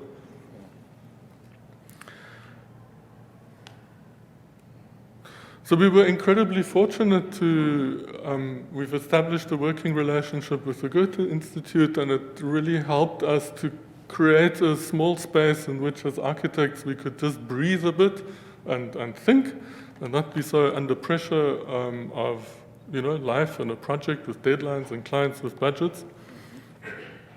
And so so we started a course on in situ upgrading, right? And it's kind of a movement that's simmering globally, I think, to say let's acknowledge what people build and see if we can upgrade it into cities. So if you think about that, it's just young cities that are being allowed to grow and establish themselves. So this course sought to work with residents of informal settlements on strategies for incremental improvement of their neighborhoods. For the first course, we were able to secure a partnership with residents and NGOs active in Reinsach, which is a small settlement on the western outskirts of the city. And here we were given a teaching space in the local church where we worked with inhabitants and students to produce one thing, one drawing. And that was a reblocking map. So you can see we divided the group into 4 groups and 4 sectors of the settlement. This is them working on a typical studio day, and sometimes these days also happened at university, on this one drawing. So this drawing shows how a first fix can be undertaken in order to create spaces for roads that will contain future services, to undo overcrowding, to redistribute space more fairly, and to allow for the passage of emergency vehicles, and a whole number of things. And this map was then the map that the community, together with the NGO, used to start changing the settlement. So it's not like a favela that's generally built more solidly. This is built mainly on timber framework with sheeting, and you can literally move a house in half a day. So let's give it a day. But you can also move a fence post in 10 minutes, right? Because it's not like legal property yet. There's no title to the land. And that creates space for the future infrastructure. So if I just show you, if I do this was done in 6 months, right? by residents themselves. We assisted here and there. For instance, we were called in when someone had already built a house in brick, and they didn't really feel like moving it out of the future road. Mm-hmm. And they called us in, they said, hey, can you guys just measure here, and can you see if we can keep this guy's house? He's getting really grumpy. And we just got to make the road go around him. Yeah. So what that does is that if you think of the cities as young cities that can be formalized over time, it actually promises for really interesting urbanism that has that first act of settling on a land, the kind of logic of people who figure out where the stormwater is, where the roads are, where the shade is, the big trees, that gets inscribed into the future city. And I think that can be a much more humane city if I look at environments that professionals create for people. So now I'm going to quickly talk about the second project. So we did 2 projects. And the following year, after Reinsach, we were invited to Marlborough South, which is an apartheid buffer created to contain Alexandra, one of Johannesburg's biggest townships. And it's not far away from Sandton, which Tebogo said to me, you got to show Sandton also, which is the richest square mile in Africa, right? So it's a no-brainer that people will want to come and stay close to Sandton with there's jobs. So this picture just shows you a figure ground and how the informal fabric of Alex has started to creep into this industrial buffer, which was planned as a industrial estate to contain Alexandra. And over the last 3 decades, people started moving into warehouses and factories because this idea of the industrial estate never really took off. So there's whole communities and villages living under the protection of a warehouse, a big roof, sometimes also outside. Some work that the students did. But the key drawing here is just a really big land use map.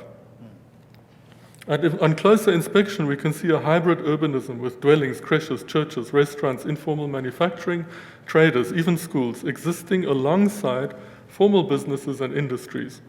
This map formed one of the key outputs of the 7-week course, demonstrating to the city that their efforts to evict people, and believe it or not, the cities sometimes feels like we're waging an act of war on its own people, and they want to turn this back into a pure industrial estate. So essentially, that thing I said where you just keep on filling and fleshing out the apartheid template.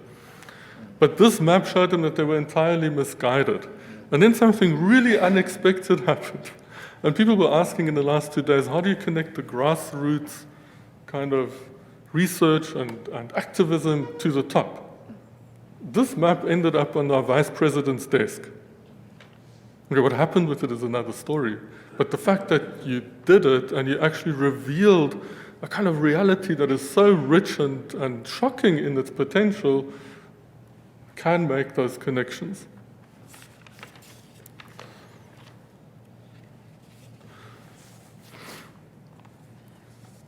So another outcome of the course was that we did a traveling exhibitions, and it contained models, films, comics, something we called Life Worlds, which you can speak about later. If you want to know what it is, remind me.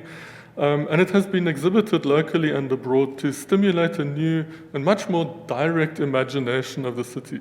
I can't tell you how bored I am of dystopia or utopia. This really actually doesn't do it for me. I think we need to start thinking about things that we can do right now, and that can be done by ordinary people. And really, it's to stimulate a debate where we can combine the opposite poles of informal and formal, what Alex was saying, to make the connections. An urban vision that is more inclusive and tolerant, dynamic and alive, stimulating a form of education and practice where the architect is not necessarily the expert, but steeped in listening and observing, responding and drawing in support of a people-driven process in which these young cities created by hand, by people themselves, can have a future and thrive. So this is just examples of a workshop we did in St. Louis, taking the data that we measured from the informal studio and creating a whole new city that can start and is already starting, right? It is already starting. All we have to do is not mess with it and try and support it, try and raise awareness around it so that we can actually just see. That's actually what it's about in a big part, I think. So if we go back to, you mentioned the value or the mission we have. So as an architect, my mission is to add value by educating myself, my community, teachers and students, to not be so blindly complicit in continuing to build an unjust city, but to discover and harness the solutions ordinary people have developed to survive in this place and to develop a set of values that guide us. These are very basic. They're really easily understood, and they inform everything we do in order to pursue that vision. So just very simply, it's to suspend judgment. That's the first one. It's the thing I learned in first year. It's like no good or bad. Recognize the extraordinary, because life is truly stranger than fiction. You cannot come up with the stuff you will encounter if you look. To make design work hard, I think any design decision has to do a multiple number of things. To create moments, moments like this, I think, really important, but also moments, I was speaking to Anna about what she's passionate about where people can sit in between the private and the public and just be, and also to connect people. So I think that is one of the key things, is that the world is just too complicated for one profession, one silo to understand. And the reality, the lived reality, someone said yesterday, is waiting for the day when lived reality, lived experience is actually credentialized and acknowledged. And that when you do work like this, that the people you work with are legitimate, equal experts. Yeah? So with this, I'm going to hand over to Borjo. Thank you from me for now.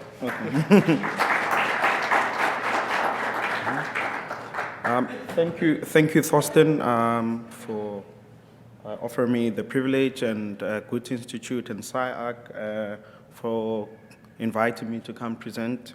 So my journey actually started at this moment where I was sketching the informal settlement, the studio that Thorsten was a lead architect and lecturer, and then it was more about understanding what defines an informal settlement. And for me, I kind of saw like the complex spaces that are created within a settlement, especially looking at the edge, about it becomes a servitude for pipes, and it becomes a courtyard, it becomes a social space, it becomes a threshold to enter and exit, and it also becomes a social space. So with this rich analysis, then I started to change my perception towards architecture to actually look at this as actually this is where I should be learning from. And then from now on, every architecture should suspend the judgment that I'm the one who knows more, and actually the community is designing for itself. It's just that to us, it's an informal process that we haven't yet to understand. So with that process, I worked heavily with Thorsten, and we ran the 495 workshop city, where we're looking at medium rise, high density dwellings, where we're creating this 1:20 big models, and then the aim is to actually flesh out the opportunities and the socio-economic platforms that could be created and coupled with housing. And these models were built in 3 hours. And that was fantastic to see how students with professionals and the public, how they can actually engage together to create this harmonious street in a short space of time. And everything, it's based on people's lived experiences and the stories that they know about individuals in the city. And that workshop, because it was so fun, we ran it as well in Sao Paulo on Occupy Housing Workshop with Escola da Cidade. And it was looking at a high-rise, high-density dwelling, Raupai, one of the most dense buildings in Sao Paulo. And what's interesting is that the students envisioned this alley in between the building, which has a similar characteristics to the Ponte Tower in Johannesburg, where people just dump rubbish on it. And then if you actually clean it up, it becomes this very dynamic space for kids and the public to engage. And when you create characters of the buildings, then the spaces transform. So Johannesburg has went through a big transition, and this is one of the suburbs in Johannesburg close to the CBD. It is called Fetus. It is a suburb that allowed for mixed races to dwell without any conflict. And then during the Group Areas Act, the apartheid government demolished the houses and removed the people of color to the far, far edges of the city as a means of oppression, and also gaining power over the city, because this suburb was sandwiched between two cemeteries, so it can't grow bigger than this. So it was easy to create that transition. And this is what it looks and feels like at the moment. So people are still trying to regain that economy that was lost back in the days, but the histories, the people, everyone, they got lost. They become marginalized. So I took the first year students there and then asked them, like, what project would they like to initiate within the space? And then the students talked about actually they need to look into the past to try and look into the future. So we invited this author Yusuf, who wrote books on the tales of fetus, and the students were more interested in the concept of time. So we just hung a watch up there to talk about this is a continuous architecture will always manifest itself through time, and in that time we can look into the past and look into the future. And then when that man sat there, he was touched by the sort of sensitivity that the students came with about acknowledging that the architecture that was demolished by the apartheid government is something that actually would have fueled a positive urbanism in Johannesburg, that also would have stopped the migration of the upper class moving from the CBD and just leaving it abandoned, and then creating a new city just next to it, which is Rosebank and Sandton. So there was a disturbed sort of urbanism and process that could have actually become successful for the building of our city. So we do have situations where there's a lot of homeless kids in Johannesburg, and it's mostly the youth who are homeless. So as a lecturer, I was working with a postgrad student, and then we asked them to design towers for housing. And then this particular student came with a fantastic concept about changing the notion of homelessness by reversing it, that homeless kids normally have to be eligible for adoption. Then she said we need to change the narrative that students actually, the homeless kids need to create their own city. So she rendered this building as this platform where the children can render scenarios on policies, homelessness, and what does it mean to have a functional family structure. So within this tower, the kids become the pioneers. They run the building. They decide on policies.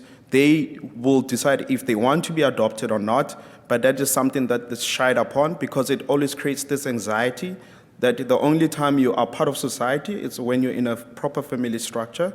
So we remove that mindset, and it provides this platform that can also be translated through a comic. And then the student was very creative with this project, and it was more like creating something that can be accessible as a comic book.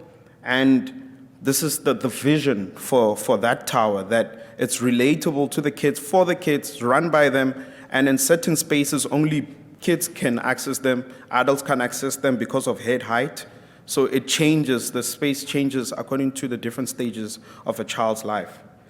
And this is a project that I was heavily participating in. The Migrant City was also part of my master's project, which looks at the migrancy of women with children in Johannesburg, because it also relates to the transition from one city to another city, and then the accessibility to state services as in housing, healthcare, and shelter. So with this project, I looked at a refugee center in Bertrams, and it offers migrant women with children refuge for about 0 to 6 months or a year, depending on the woman's situation and case.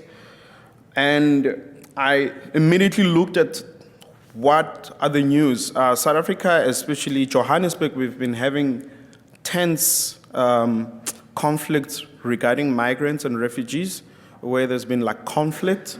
And also the city officials are also the reason why we also have the tension as well, because they still don't know how to deal with this subject matter. And most of the women and children are marginalized. They are on the edges, they're on the traffic roads, waiting, begging, looking for refuge. So it's difficult to find asylum status in South Africa because of this, just so many migrants flowing into the space.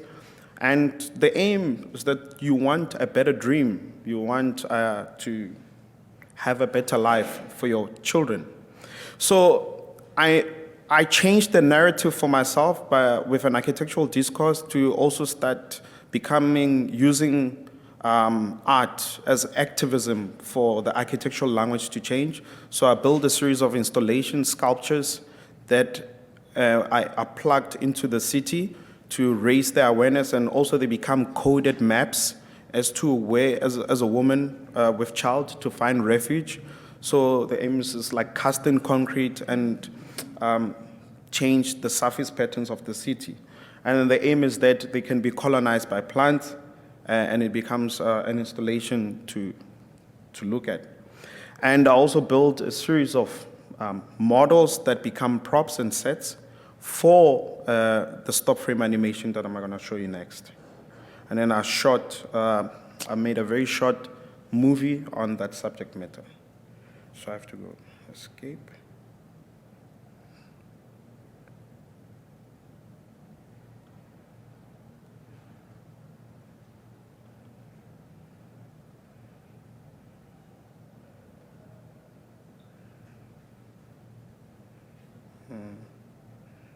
Is that full screen?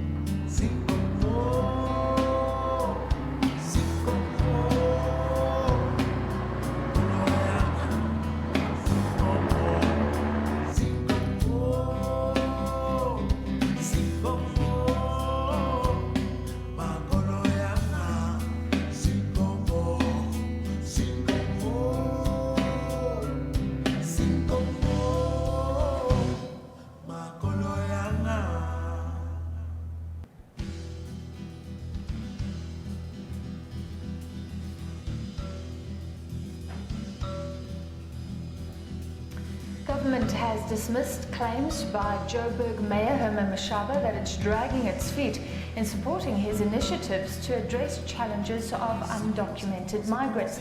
Government says it's a national issue and that the number of undocumented migrants is lower than documented ones. Mashaba discussed the issue with the Nigerian Consular General Godwin Adama today. For some reason, it looks like the Minister of Home Affairs wants to plunge this country into chaos. How can you use responsibility to ensure that we have the rule of law? But you will hold them accountable on behalf of you, on behalf of our foreign visitors. The recent violent attacks on foreign nationals has affected the relations between South Africa and some of its northern neighbors.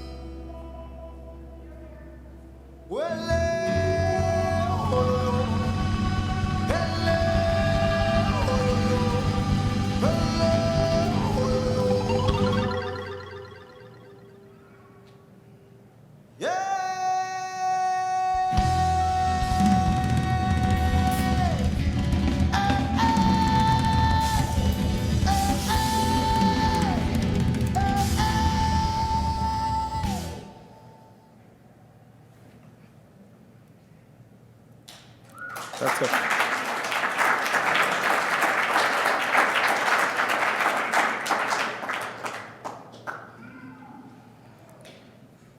Yeah, that's it for me today.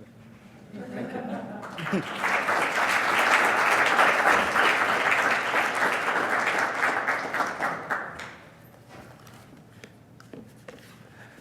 So, last but not least, just so then we can have our discussion. And I've been writing a number of things.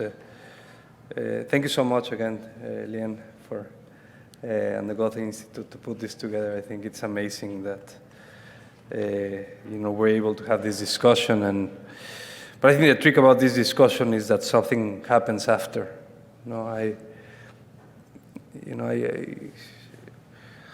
I'm taking a tour, giving conferences about low-income housing every week.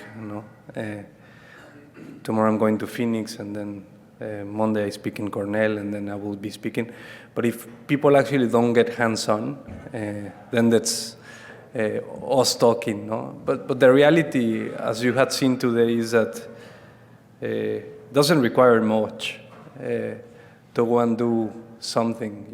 I wonder, as I introduce you, someone really special, how many of you have really stopped and asked a question to the homeless out there? Even acknowledging them. I thought the title was right on. Have you ever felt invisible? How many times have you asked a homeless person how they're feeling? Have you guys done that?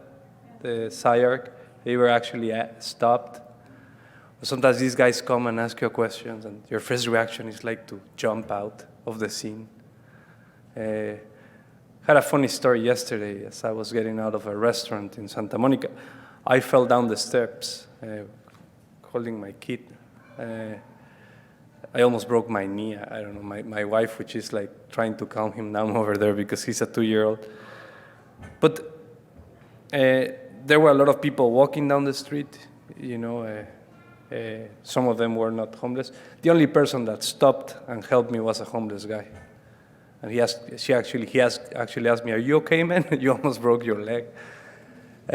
But he acknowledged me, and that's what happens in the city. We don't acknowledge, and I think that's why the title was, "Have you ever felt invisible?" These people are actually, sometimes you walk through them, you just think that they're using your sidewalk, which is not true at all. It's not your sidewalk. No, I mean, the guys that are renting the mopeds, they are using your sidewalk. And they're making, but that's a different thing, I think these people are actually making a city. Can you imagine a city without people? I mean, what makes a city beautiful is the people on the streets. I mean, I cannot imagine a beautiful city without people on the streets, and whatever that means. So with that, I'll introduce you to someone that comes from a city that has changed radically in the past years. Already has a lot of issues still. It's like up and down, but that's the story of our countries, no? We don't seem to learn.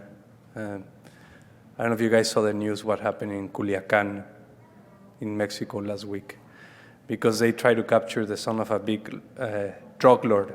So there was like open fire for 5 hours.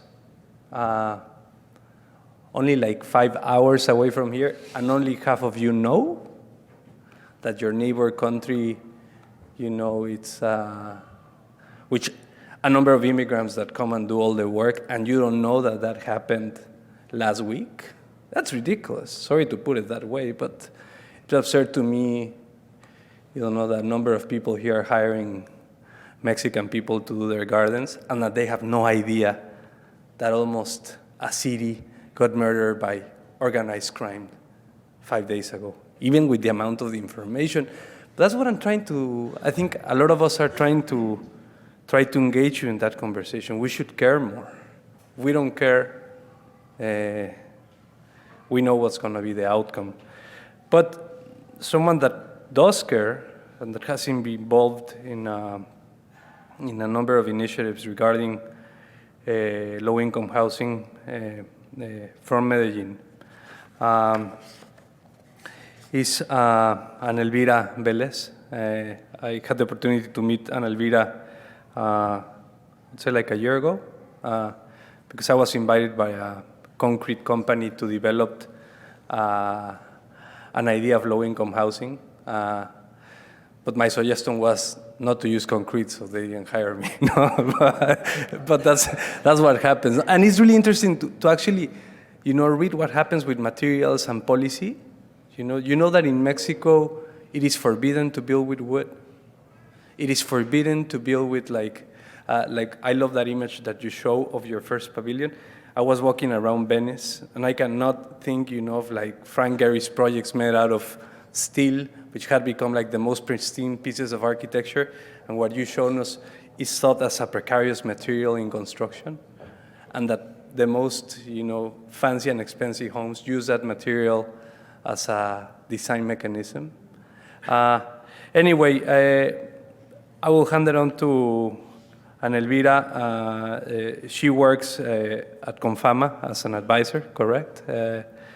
Which is very similar to the work we used to do at Infonavit.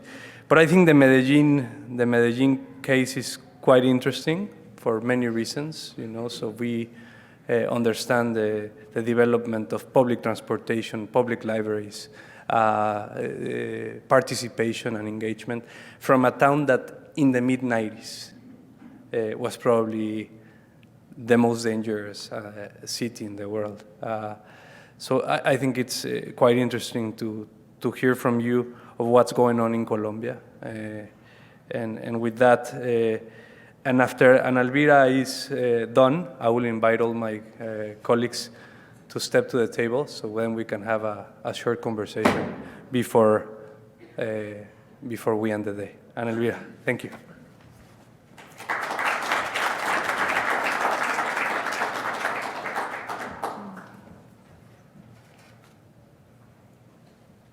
Okay, good afternoon to everybody. Thank you for the introduction, Carlos, and really, and for this opportunity to be here by Lien, Goethe-Institut, and CARC. Shall I put lower? Maybe yes. Because for many years in Colombia, we have done good things like good streets, plazas, schools, and people have been able to know or understand what's good quality, a good school, a good street, but nobody knows what's a good home. And I've always thought, well, now it's the time that we really have to do something about housing, that we have to deliver and make homes for the people, not housing, but homes. So today I come here because I'm obsessed with housing and homes. I've been working for 20 years on this theme, and I've chosen the title for this conversation, Intermediate Spaces, as a strategy of design, because I want to talk to you of how this idea of intermediate spaces can bring a new quality into collective housing. But I would like to first talk to you about what is the essence of this idea. Well, one of the human requirements is the need to dwell, and one of the central human acts is the act of inhabiting, of connecting ourselves, however temporarily, with a place on the planet which belongs to us and to which we belong. And I think this is very important because we have to understand the people and where they are, and that there is a connection between the physical space, the land, and their context. Colombia is located in the northwest tip of South America, as is the state of Antioquia, where I come from. Antioquia has more than 6 million inhabitants and has a varied geographic condition, with part of the Andean mountains crossing from south to north, and 3 main rivers. This one is the Atrato River, which is absolutely fantastic, and part of the Atlantic Ocean in the Urubá Sea. And it is within this varied context that we have 125 municipalities, which each one located in this different context, bringing in a diversity of urban conditions. So what's happening in terms of housing in Colombia? First, we have a critical deficit in context of poverty and inequality, where we have at least 32% of our population is houseless or lives in a precarious home, meaning that there's at least 3.8 million deficit of housing. And that, I mean, is a huge number. But to the right, you see this other thing, which is if they can afford it. So here we have that 92% of the population can only afford 80% of the cost of what the government says is the minimum house. So there's this 20% gap, which makes it almost very difficult for the lower people in Colombia to be able to access this. So this is where we strive as architects. How are we able to create a house that can be afforded by the families? But who are the actors who do this housing? We have the government, we have private developers, and we have the cajas. Cajas is a non-profit private family compensation corporation entity whose objective is the improvement of the workers' families' quality of life. These cajas only operate in their own state. But so these are the three actors where we can work to develop housing. And there are several programs that are designed by the government to produce housing. But however they're doing it, they're always thinking of housing as a product, where the only want to do is control the deficit of quantitative, but not the quality. And when you realize all these housing, as we just saw in the few lectures before, is where problems start, because they're not thinking who's going to live there, how many are going to share the stairways, how they encounter each other. So what we have to do is to migrate to another way of thinking. How is the solution?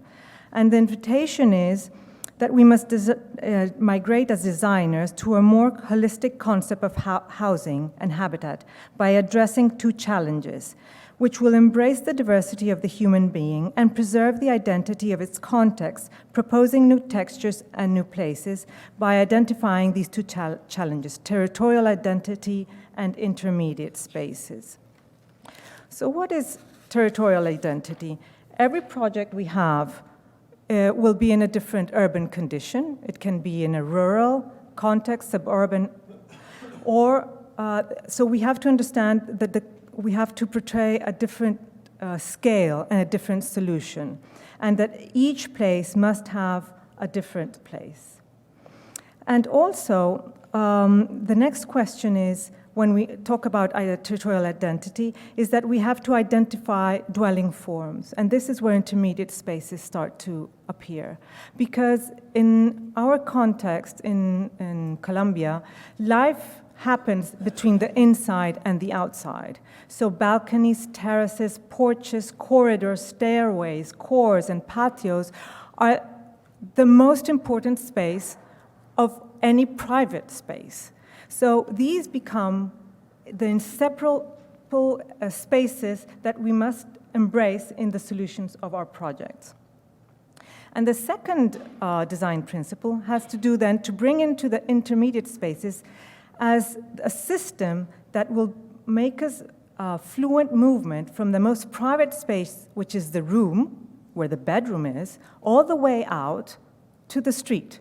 Because housing is part of the city. Housing composes 80% of the city. And we have to understand that bringing a solution is not only the unit, but it is a process of the units that make a neighborhood and then make a city. So it is a three-scale process that is very important, where we have these three scales, but the most important one is those in-betweens, the in-between space, which I call intermediate spaces.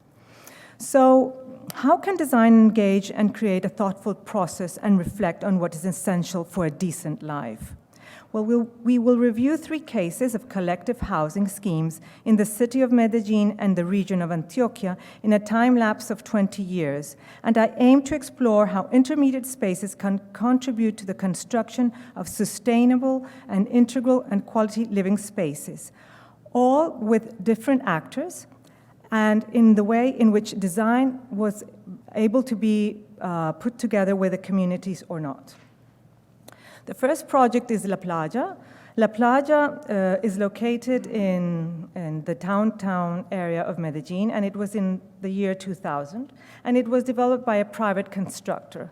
And in this case, the community did not take part at all. This is Medellin. Medellin is a valley. It's almost 1,500 meters above sea level. And this is the downtown area, and you see how housing kind of sprawls all the way up into the borders of the mountains. And at this time, the government really wanted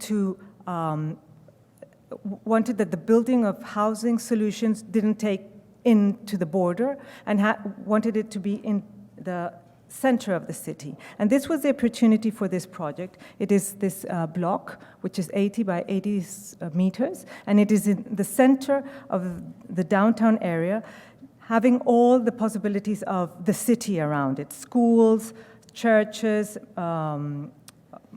supermarkets, etc., and transportation.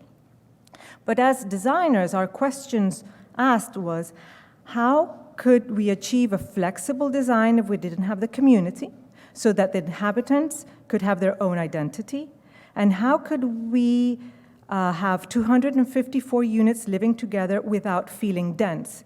Because the idea of people coming and families coming from homes and living together, there's a very special equation of how many encounters do you want to have as a person when you open your door. So this equation is very important. Of course, the promoter wants to get profit out of the project, but you as a designer has to find the solution so that it works. So the first concept we came up was for the idea of identity was we would build more unit and less finishes. The project proposes a basic unit of 5 by 10.6 meters with an elementary geometry containing a battery of services and a single served space with 4 identical openings to allow natural light and ventilation that forms the future rooms. The walls of the unit are structural and are the finished appearance of the exterior and the interior of the building. As you see in the inside, we didn't give any finishes because what we wanted as a main purpose is to give more area. When you buy your home, you cannot add 2 meters an apartment. You buy 52 meters and that's it. A house, maybe you can build up something, but an apartment you can. So what we wanted is to give the idea more space without finishes, because we knew families through time would finish their home. So this idea of flexibility would allow that the space would be inhabited and that it would be finished according to the necessities of each family. So you could have 2 bedrooms, maybe a 2-bedroom and studio, or a 3-bedroom space and 2 bathrooms. The second concept was about the density. So we wanted to design a system of cores with very few units within the core. So this started with a unit, then 4 units would build up the first core, which had 2 openings, allowing that on the first floor you could cross through.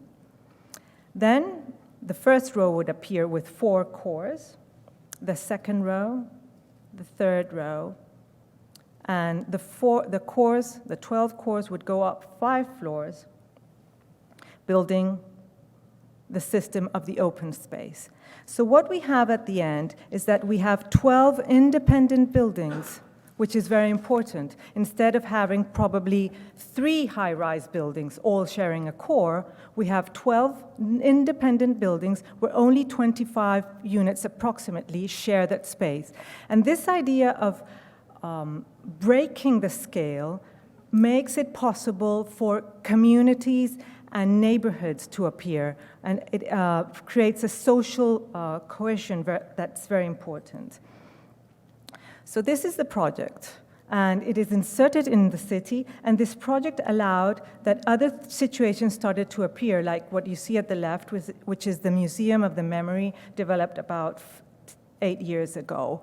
So the project is also, in the projects, people that spoke before me were talking about, Alexander, that of the fences and all these things. Our projects never talk about closing or having a fence. Every space that it's outside, it is public. And this has a very strong potential because the streets and the idea of these balconies always observing upon the streets have allowed to have eyes, and these eyes somehow create the new neighborhood.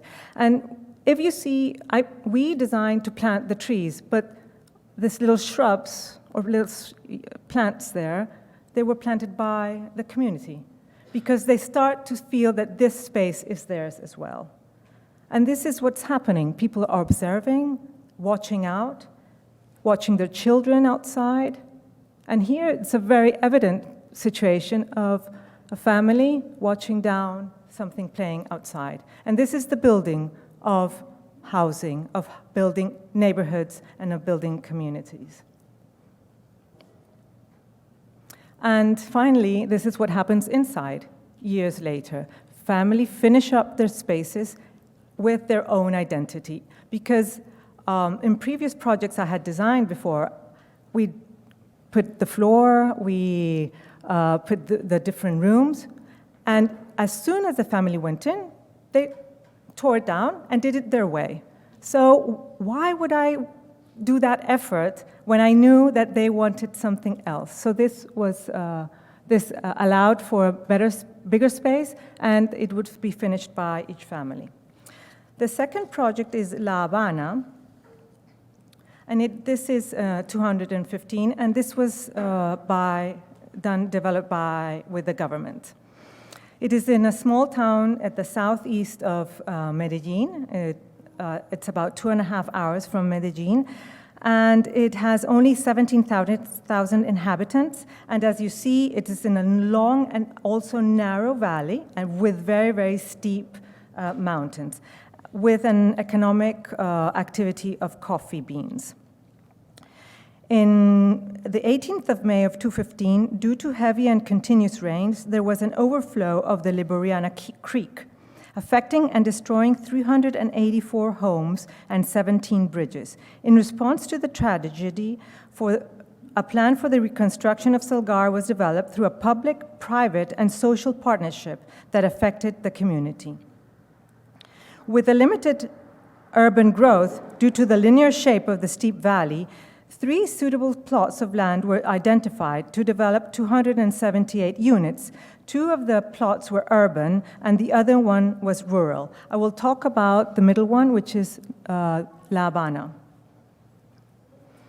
La Habana has a site of an irregular geometry with a small plateau at the top, in the base of a very steep hill on the upper side, behind of a row of existing houses just there. And then this is a very steep slope taking down to the main street that goes along, and another stream right here. So if the plan was to build 42 units, the questions asked here was, how can we achieve the idea of a street house? And what is the proper scale? And how can the families take part in the process? So to address this condition, we defined a topology called gallery, which is this typology, which is an apartment that has 2 facades, but where this space, which is like a porch, becomes a long aerial street that communicates all the different apartments. So this balcony or this corridor becomes the main street of communication. And even though we defined 2 rooms, there was the idea of a flexible possibility that this 3rd room could appear, or it could be a working place where the mother could be sewing for other people's necessities, or there would be a little shop. And putting all together this idea of the streets, we designed 3 buildings that sit along the slope. And the open street will look upon the main open area and become the connection with the existing buildings. This is the result.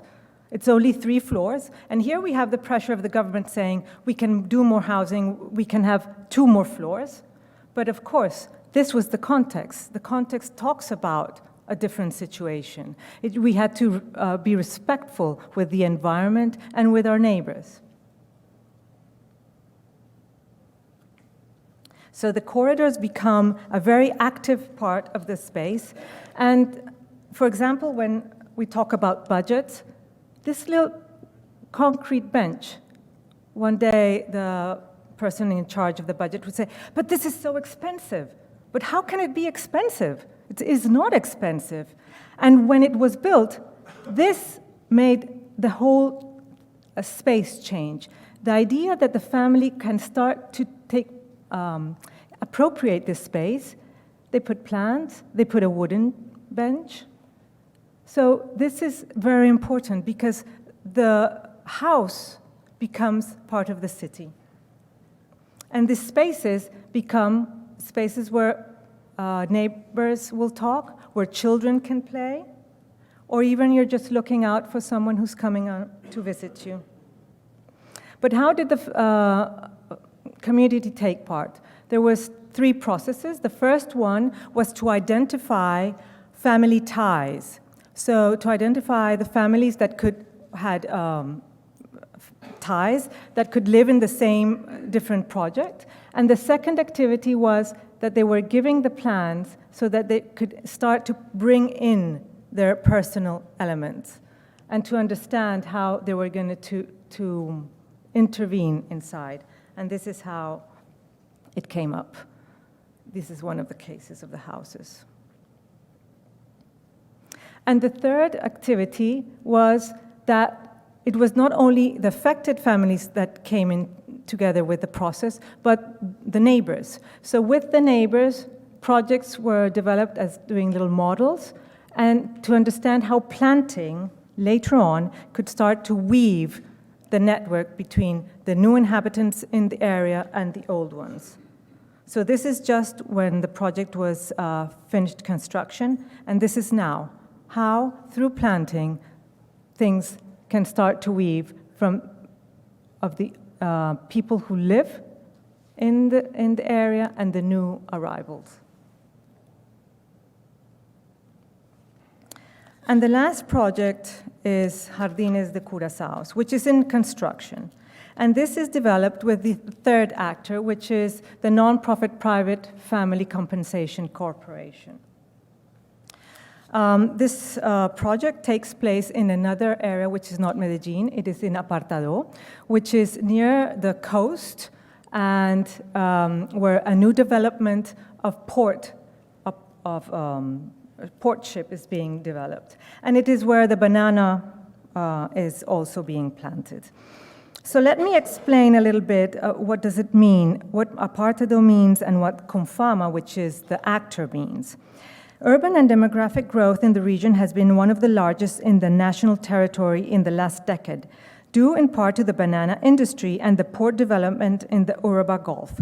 This situation made Apartado the most inhabited city in the region, where there's one of the highest deficits in household. Confama covers 1.5 million people with its programs in the department of Antioquia, inverting more than $25,000 annually in health, education, credit, housing, recreation, and cultural events. It was created in 1954 as a result of a voluntary pact between employers and unions to improve the quality of life of working population. With a new CCO since 2016, there has been a shift in the vision of how to develop housing for its members, moving from housing to habitat with a social and financial program side to side to aim both sides of the equations, homes and families.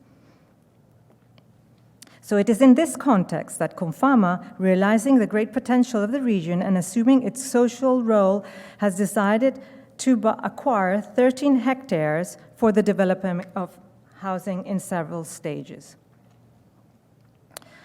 So the questions raised here: how could a master plan for at least 1,500 houses include all the principles of the total neighborhood scheme? And how could we build a social and financial support program for a community?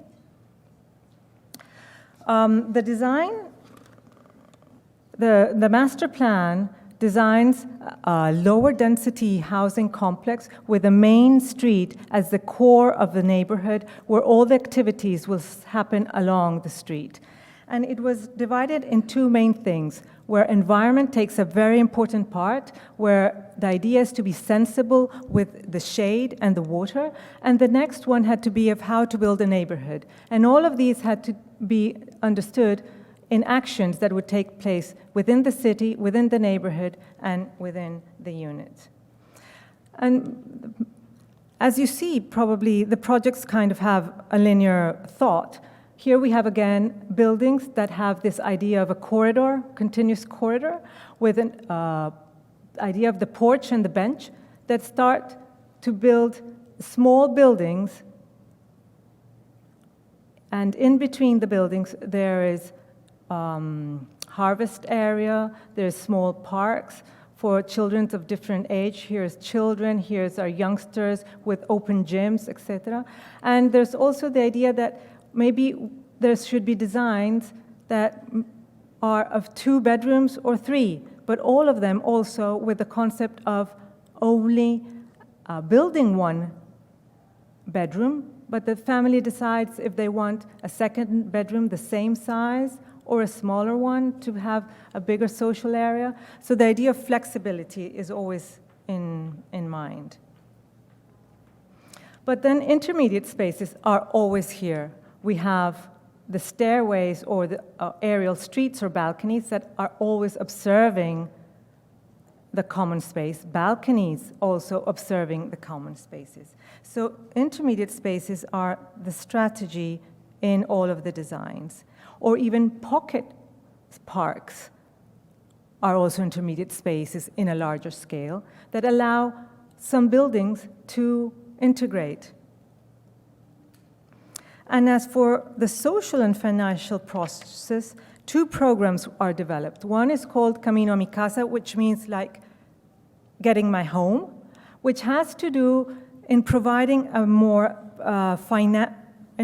financial aid to the families, to teach them to have saving habits, to teach them to have saving plans, and to help them select their own home. So this process starts from the beginning of the concept of the project. This a company is happening. And the other program is called Sustainable Communities. And the idea is when the families are already known for each building and each project, they start to make activities so that they start to bond ties, so that when they come to live together, they already know each other and they can take care as a group. So this is renders, really, but that's how the building is coming along. And we hope that by January 2020, it will be finished and we will have the families living there. So we've seen 3 projects, all in different situation, timelines, and actors and territorial contexts, but the only common element has been the design approach in trying to understand the essence of the problem, the need to dwell by building territorial and local identity through intermediate spaces. Thank you.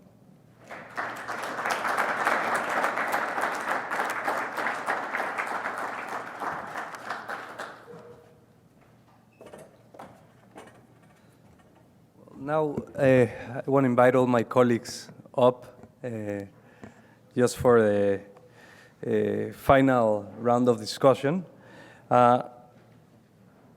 We have 20 minutes to finish on time. What I'll try to do is, please join us. I will start with a general question. So our panelists can talk about it. And then the idea is that any one of you whoever is interested could post also a question for the panelists. They will not all answer them because it will take us forever. But I think rather, we'll try to, as the question arrives, we'll try to address it with the panel. So, going back to Darren, and he's a professor, I do think that education is a major part of this issue. I can say that in my own experiences, when I was a student at, I cannot say the name because it's competition. It's not competition. But when I was at Yale, I was in a class called the Yale Building Project. And that for me did it, really, because I had to design and build a low-income house. And since then, I've been like super involved in the process of how does one actually design something that can be inhabited. And that idea of bringing in students as an integral part, I remember before graduating, it was either going into a firm that will produce the next concert hall, which is really hard to get into those firms, or actually do something that you could be doing every day. I think, Alexander, this idea of the mixed-use possibility of, and I was trying to, what if there was a solution in this? I think it's a fantastic proposition. The added value of actually trying to figure out how these things can get into a circular type of economy. I think it's an absolutely wonderful. I have forgotten to say something, that the rooftop, the penthouse, and the restaurant allow us to pay back the credits in half of the time they thought. Amazing. So not make it poorer, add something, and you might have the chance to help yourself. And this is in total. No, and that's, I'm going to try to, put, so I can, drop the big question. Also, our friend, the idea of participation, which becomes like a crucial part of the process, the engagement. We know that that's a way to go about it. Yet, in the world of low-income housing, participation is very little. I mean, the development idea is producing something quite fast. It doesn't really, have that opportunity because time is money in low-income housing, and those participation processes actually require time. So a private developer, which normally is the one that is doing all these developments, when you're talking about time consumption, they get really afraid, of opinions. So that's something we'll talk about. Something that, I want to put on the table, a bad house could make you poorer. So if someone is giving a house that doesn't accommodate their necessities, could actually make their lives worse. But a really, really also difficult situation that a better house could also produce that. So if you produced a house that doesn't match the reality of the family, which I think that's a problem in LA. They're trying to produce a model which doesn't accommodate the actual necessities. So we're giving out houses to people that actually do not fulfill their necessities or their time or their economic circumstance. This idea of anecdotes, possibilities. Anyway, so the first question, and we can go down the table. Why, if we know all this, on your opinion, what's restraining for a good solution to come out? And this can be, taken from like your position here, Darren, in LA. Why is restraining, a place like Vienna for exercise like that to happen? Same in Medellin, why we have practices like yours and we have practices like the ugly ones right next to it. And why is restraining a possibility in Johannesburg to actually understand that you can learn from participation? So if we can go around the table for that first round, and I'll be looking for hands for the following question. What's your name so I can? Michele, okay. Darren. Sure. I guess I don't, it would be hard to say, Carlos, what's restraining. I guess your question is what's restraining us from a good solution. I mean, I think that in my experience, there are sort of good solutions that happen perhaps episodically.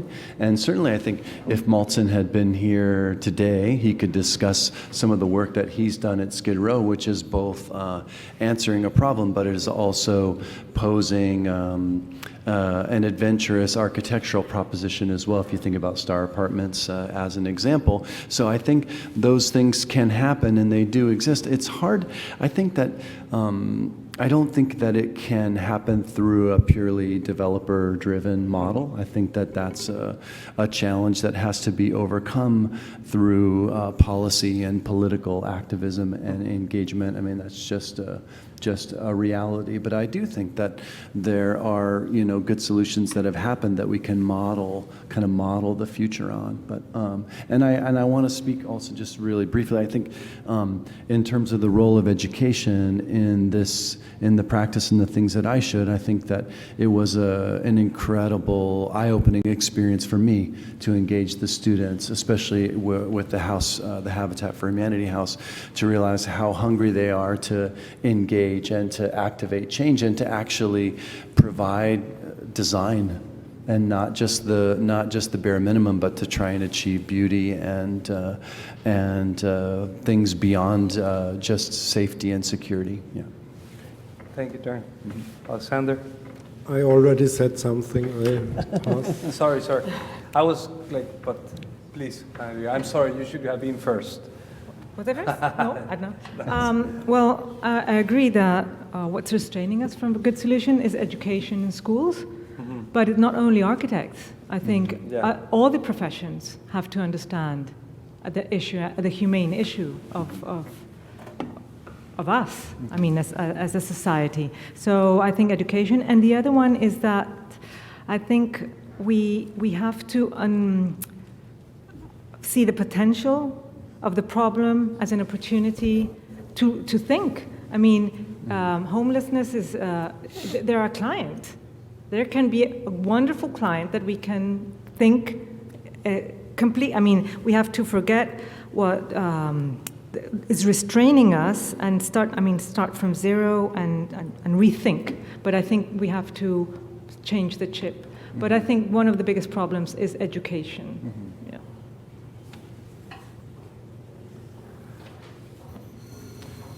For me, I think also architects need to be activists. We need to start protesting and becoming part of society where we are in the forefront of change, where we have to argue with state policies.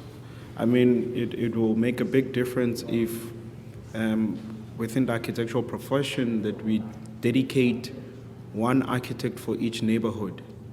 And they foster an inclusive environment where we're not actually the focal point of change, but we're actually part of the system of change. So we need to remove that superiority complex of being the one in front, but actually part of society. I'm not quite sure I get the question, actually. But I think a thing we spoke about over breakfast was that we tried to do something nice on that big project I showed in the beginning, was to push the houses to the street and to put a porch on. And initially that was like a travesty, right? And we resigned from the project. And then eventually the client said, well, where's the urban designer? Bring them back. And then we struck on something, because we had to work with those engineers who actually were being engineers during apartheid even. A very systematic, regimental way of thinking. And we just said, well, if you push the house forward, you save on like 10 meters of plumbing pipe. So times 20,000, that's like a fair amount of money. But then we also explained very carefully why the porch is important. And the engineer then later explained in the team, not the plumbing pipe, but the function of the porch. I think he was himself embarrassed about saving on plumbing. But I think on the one level, you just got to be really opportunistic. And if you see that chance, you got to take it. And it also means you've got to be able to not just antagonize the engineer, right? Like inhabit his world because he makes really important decisions.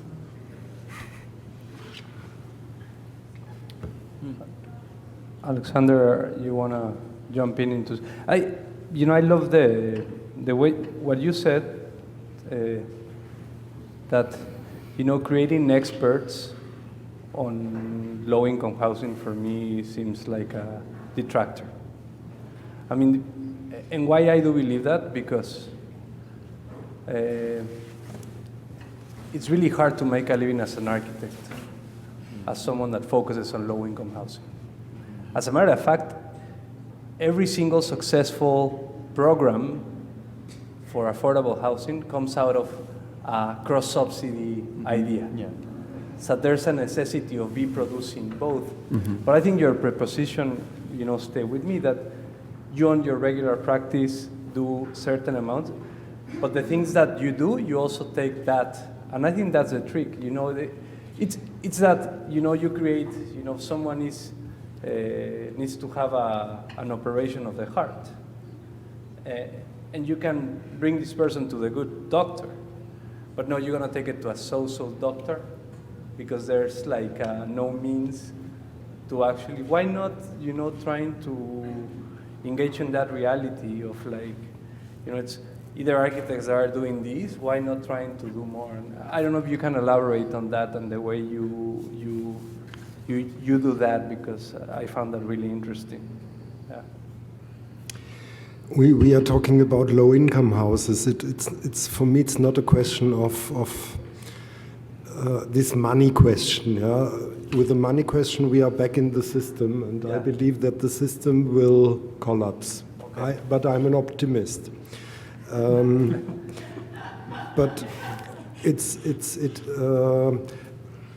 in terms of resources, in terms of what we do with the environment, our economical system, for me it's a dead-end street right now. We need to change everything. Yeah, and if we are in the fields of homelessness and we talk again about money, and this is exactly what they don't have.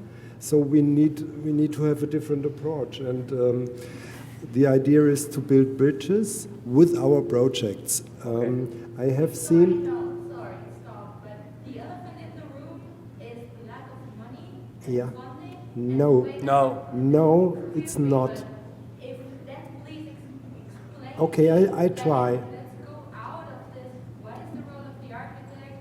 How do I feel like an architect? Because this panel has extremely good examples, but we're focusing in the things that are around the core issue, and it's not about the homeless people, the houseless people that do not understand or that are like less educated. It's about what are the means and what are the solutions that are being presented here. And sorry if I react this way, but it's offensive to say it's not a problem about money is not the problem, and money shouldn't be addressed directly. One of the problems. I'd like to explain. Thank you. If I talk to people about the problem, I hear so often money is here. There is so much money, Our globe is round. Where shall the money go? It must be somewhere. The money is there. We need to find the keys to bring the money to these projects which make a relevance for society and not only for business models. Yeah? We have the big problem that any kind of housing, it's the most money-bringing business model we have right now, because all these Aktien, I don't know the English word, all these other investments, they don't bring a lot of money. So now they figured out, building. Yeah? When I say as an architect, why are you building this 100 units? You do it because you want to give people a nice home, isn't it? And he's laughing about me, like, what are you for a stupid idealist? Yeah? But I don't want to be, because people build houses to give other people a nice home. This is the idea. And we have to question that. We have to be much more political about this thing. And I know that there is money because we build bridges. By sexy architecture, do we invite people with money to take part in? This is the idea. We not, please give me to the government, please give me to the rich guy, please, please help. No, we develop real cool projects. We say hello to everybody with these projects, and then suddenly people come to us and say, wow, this you want to do? I like it. I help you. And this is it. We need to find keys to come to this money. Look at LA. There are so many fucking rich people when you see these cars and these lofts and all that. And you tell me there's no money? We need to bring things together. I have never seen a situation like here where poorness and richness is nearly touching each other. We need to try that it touches each other. This is the idea. Sure. Sorry. Can you hear? Okay, thank you. So my question is for Darren, right, and Alexander. I was really impressed by your presentation, and by that I mean by the superficiality of your presentations.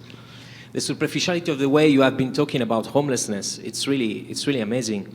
You talked about it in a totally depoliticized way, and this is not the way in which the other half of the table talked about it, and I'm glad that at least we heard them.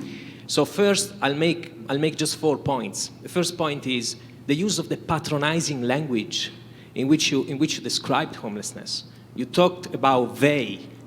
You talked about these people. You talked about extravaganza. You talked about spatial people. You talked about people that are not as common as we are. And this is what I'm quoting from you. Second point, associating homelessness with consumption, okay, drug and alcohol, and posing that as a problem to be solved and cured. I mean, this is something that not even social workers do anymore. They are talking about harm reduction. That's the way to go. Third point, the celebration of big donors that you just made now, when it is precisely because of the accumulation of wealth in few hands that we are in the situation in which we are. I mean, the monies are there, but it's the ways in which the monies are accumulating in the hands of the few that is the problem. So if you don't talk about the structural issues behind why the money are there and we cannot access the money, whatever you just said now doesn't make any sense. We cannot access the money because of entrenched class situations, and racialized histories. That is why we cannot access the money. And we hear nothing of this in your presentations. Which brings me to the last point. In both your presentations, we have these beautiful models without people. And we have this model in which we have a complete lack of the political economy that is behind homelessness. Okay? So we hear all these small and isolated projects that are all about the celebration of the architect and say nothing and don't address... Let's go to the question, the final. Excuse me, you talked for about 1 hour, okay? I'm the moderator. It doesn't matter. Because I want others to be able to participate. Let's go to the question. Yeah? I want to tell the final question. What is the final question? Can you tell us what to do tomorrow in AU? Maybe No. the audience is interested about. No, I just wanted the question, so we can answer the question.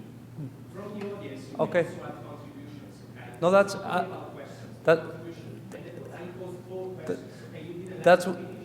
that's why I opened the floor, so you can. But can we? You interrupt.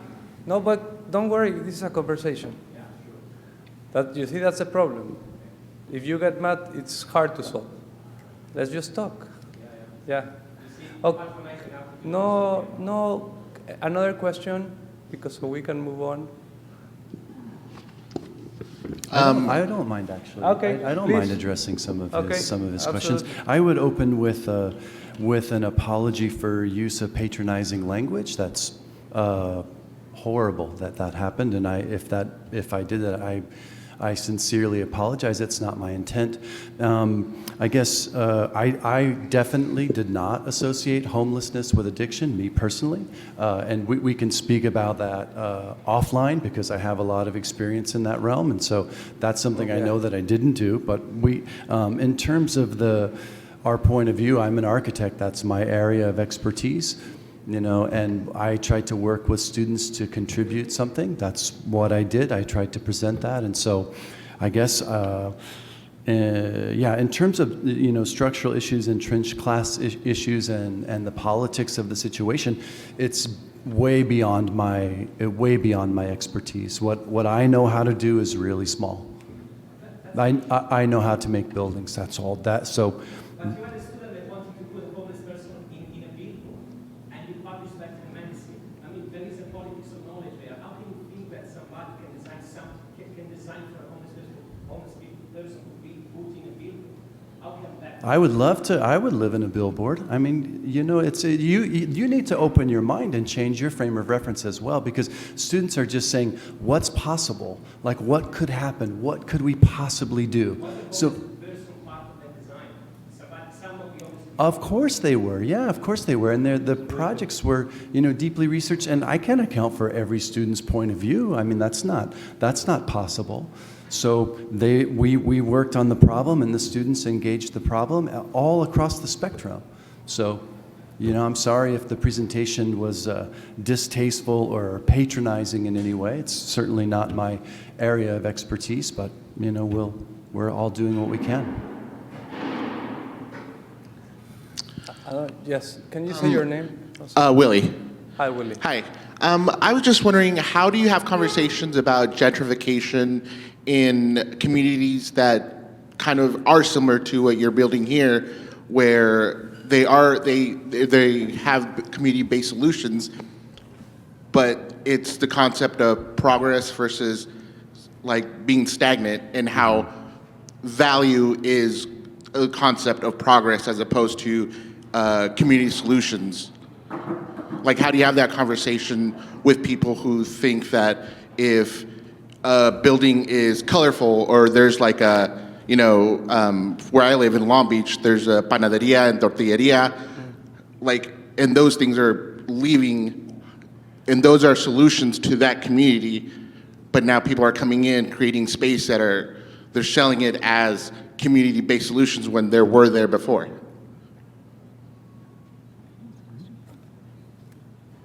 Anyone? I don't get the question. Can you just repeat it in one sentence? How do you have conversations about gentrification without it boiling down to progress and the community being stagnant, where the concept is like the community already accepts the space, but people see it as a stagnant community and not progressing? Is that in relation to the work we showed? That question? Like how? Are you directing it at us? Yeah. Oh, okay. Sorry. Yeah, look, gentrification. Like, what's keeping people from coming in to these community-based designs that you have, and making them for people who they're not aimed for, I guess. Okay, so I think I understand. The issue around gentrification in the in-situ upgrading projects is not really the dominant concern, because I think the South African society is set up in a way that people don't want to live in a shack. They want to live in a slum. I sometimes consider it because, wow, I would save a lot of money, but I still don't want to put up with that level of precarity. So I don't even think that's an issue. But if an interesting thing about the first project we showed is that the people who founded Randstad were the builders of the golf estates in the neighborhood. And when the people in the golf estates saw things happening in Randstad, they got really worried, and they thought the settlement was expanding. And they got an interdict against the population of Rensburg to not build anymore. And the leaders of the community invited the people living in the Gulf estates to come and visit them, and they showed the methodology that they were using, that was developed through SDI. I mean, we were nowhere around. They did show our drawings and said, look, we've got architects, there's the legend, here's the logo. And you know what happened? The people who, and they're mainly represented by the Democratic Alliance, which is like traditionally a white party, white progressive party. They're having like real problems right now. But the councillor actually started identifying that community of Rensburg as part of his community, because he was actually understanding what was going on. So you can say, yeah, the Gulf estates, like extreme gentrification and terrible, but right next door is an informal settlement, the builders who built your home. And all of a sudden, like this bridge was formed through a conversation, not through architecture at all. I mean, the drawing helped maybe, ooh, they got architects. Can I add to that? Yeah. Also, we have for South Africa, I know this is addressed to everyone in the panel. For South Africa, we have a very progressive constitution, but at the same time, it can leave you invisible, like in between, where you are trying to find, for example, you cannot just relocate anyone. There are laws that protect anyone from gentrifying without providing alternative housing or something that will help the existing community that exists within that area. So there's been so many situations where private owners or state would want to evict people from informal settlement, but the constitution doesn't allow you. And that's what makes South Africa very interesting, because of it allows for everyone to inhabit and create a new ways of participation within the economy, whether formal or informal, but at the same time it blocks certain individuals. So if you don't have certain papers, certain documents, then you can't participate fully in state services. So there are laws that are protecting that, hence why our constitution has been labeled very progressive and democratic. Yeah. One more? Yeah. Sure. I live here in Los Angeles, here downtown, and I was really interested in what you were talking about, Michaela, yesterday, and I think what you were talking about cities that are people are building their own cities and making them better. And our situation here, I think, is a couple of years ago, many millions of dollars were approved by referenda. How many? Billions of dollars were approved by referenda, at which point they said each affordable housing unit would cost $100,000. Now, the cost is up to $600,000 per unit, and nothing has been built. And when I live downtown, when I walk through Skid Row, sometimes I'm astonished by the creativity and what has been created by people who are making their own shelters. And I'm just wondering about the feasibility of following that rather than, building $600,000 things that people have never lived in before in their lives and probably would not choose. I have a very short answer. We don't have a choice. Because the incidence of violent protest in South Africa has increased from 2004 to now, from, let's say, 2 protests a month to almost, you hear it on the news daily, to violent protests from people living in underserved areas. So there is really no choice but to say, well, if people have built their own homes, let's make those work.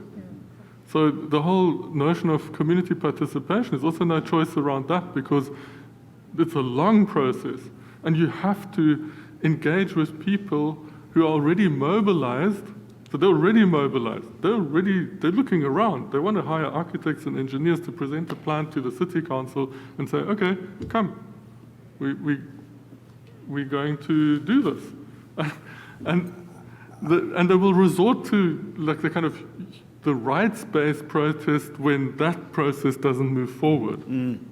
So I hope I kind of answered, but we're in a situation where we just simply can't choose to ignore it. Michele, I have to apologize probably for my English. This is 40 years old, and the rest I have from Leo, okay? But what I don't do is that I step back from this idea that there is enough money. We have to pull the right, I don't know how it's called, string, because when you just told that, I think about France. In France, there had been 3 years, the maximum Ausnahmezustand, exceptional security, how is it called, level of all the country. And do you know what that costs? And if there would be more investigation in banlieues and all these areas where this people don't have anything to lose, and what follows out of that.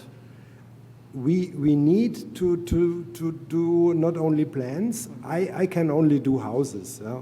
and these I do for homeless a lot, but we need to change the mind of society. This is what we need to do.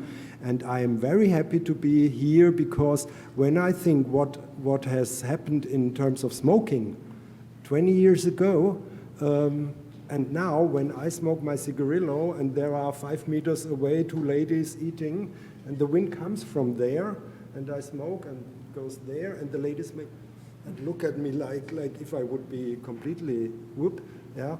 And then I see all the cars and all the pollution by the cars and all that. So, you know, I don't check that all. But it was possible to change the mind of society about smoking in 1 generation. And I want to change the mind about neighbors, about homeless people, about,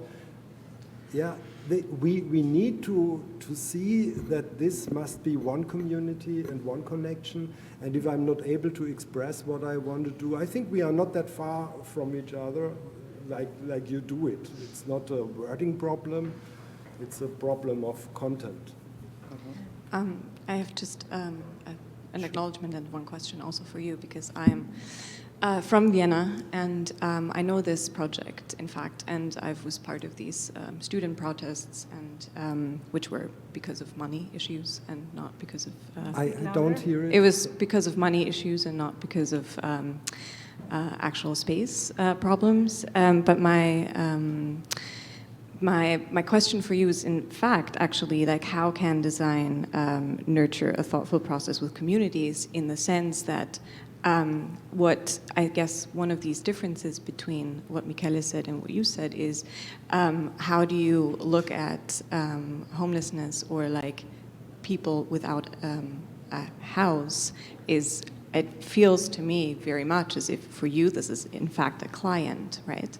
And the question here that was posed, and that I really wonder how you engage in, is in fact how you engage with communities, because in the project that you showed here, I know this restaurant quite well, and I've never seen a homeless person in there, right? So that's my question.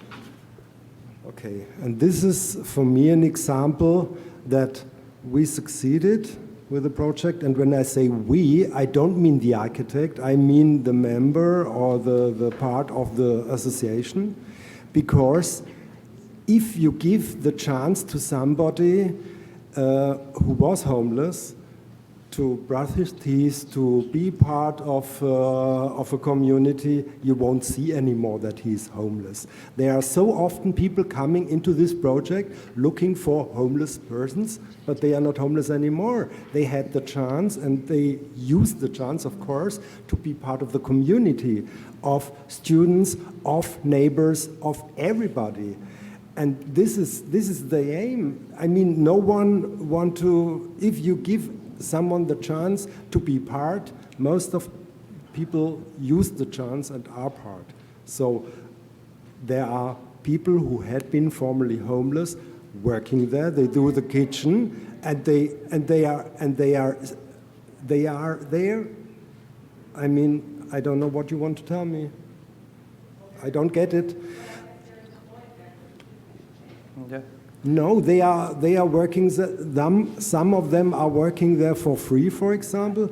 But if you mean that no one is sitting there eating something or drinking something, yeah, that's right. Sorry, guys, it's coming to an end. I think, you know, this. The idea is that it's hard, you know, just to have a longer discussion, but I think we should all talk about this all the time, and disagree and agree, and it's about like long conversations of this thing. I think we do so little research about this. What you were mentioning, you know, $600,000. With that, I could build 38 homes in Mexico with Pritzker Prize architects and give them for free. So it's ridiculous. So it's not a question about money, not at all. It's about will. And those of you really that asking questions and like feeling that anger, is go out there. And maybe you have it. Maybe you already have designed and built a house. But do it once. Try to engage with reality. I think that's the best. Perhaps try to understand that there's no perfect way of doing it, but do it. I think this is a call to action. You know, I think you point out, oh, learn from how these people build things. Do something about it. And I think that's what we could do. Because if we restrain ourselves to the possibility that budget from a certain agency will come, that's going to be really hard. But we could be thinking outside of the box and trying to engage with the possibility there's right now, as we speak, more than 50,000 people that we could engage perhaps in not a perfect solution, but on a possibility. I think with that, let's continue the conversation. It's really fantastic, you know, that this is finally touching a school like SCI-Arc, in which I thought that this discussion was probably never going to arrive. This is a radical change. At least for me, when I studied, we were talking about this, but I think the possibility that we can have this discussion, agree and disagree, is a terrific opportunity to be continuously speaking about this. With that, I want to thank the Institute. Lien, I don't know if you want to close up, and to my colleagues, thank you so much. I admire every one of you, and the efforts, and just going out there and doing things. I think it's marvelous. Thank you so much. Thank you. Thank you. Thank you also for the important question raised. And I would like to invite everybody outside in the courtyard, and we could continue some of these discussions there. So please join us outside.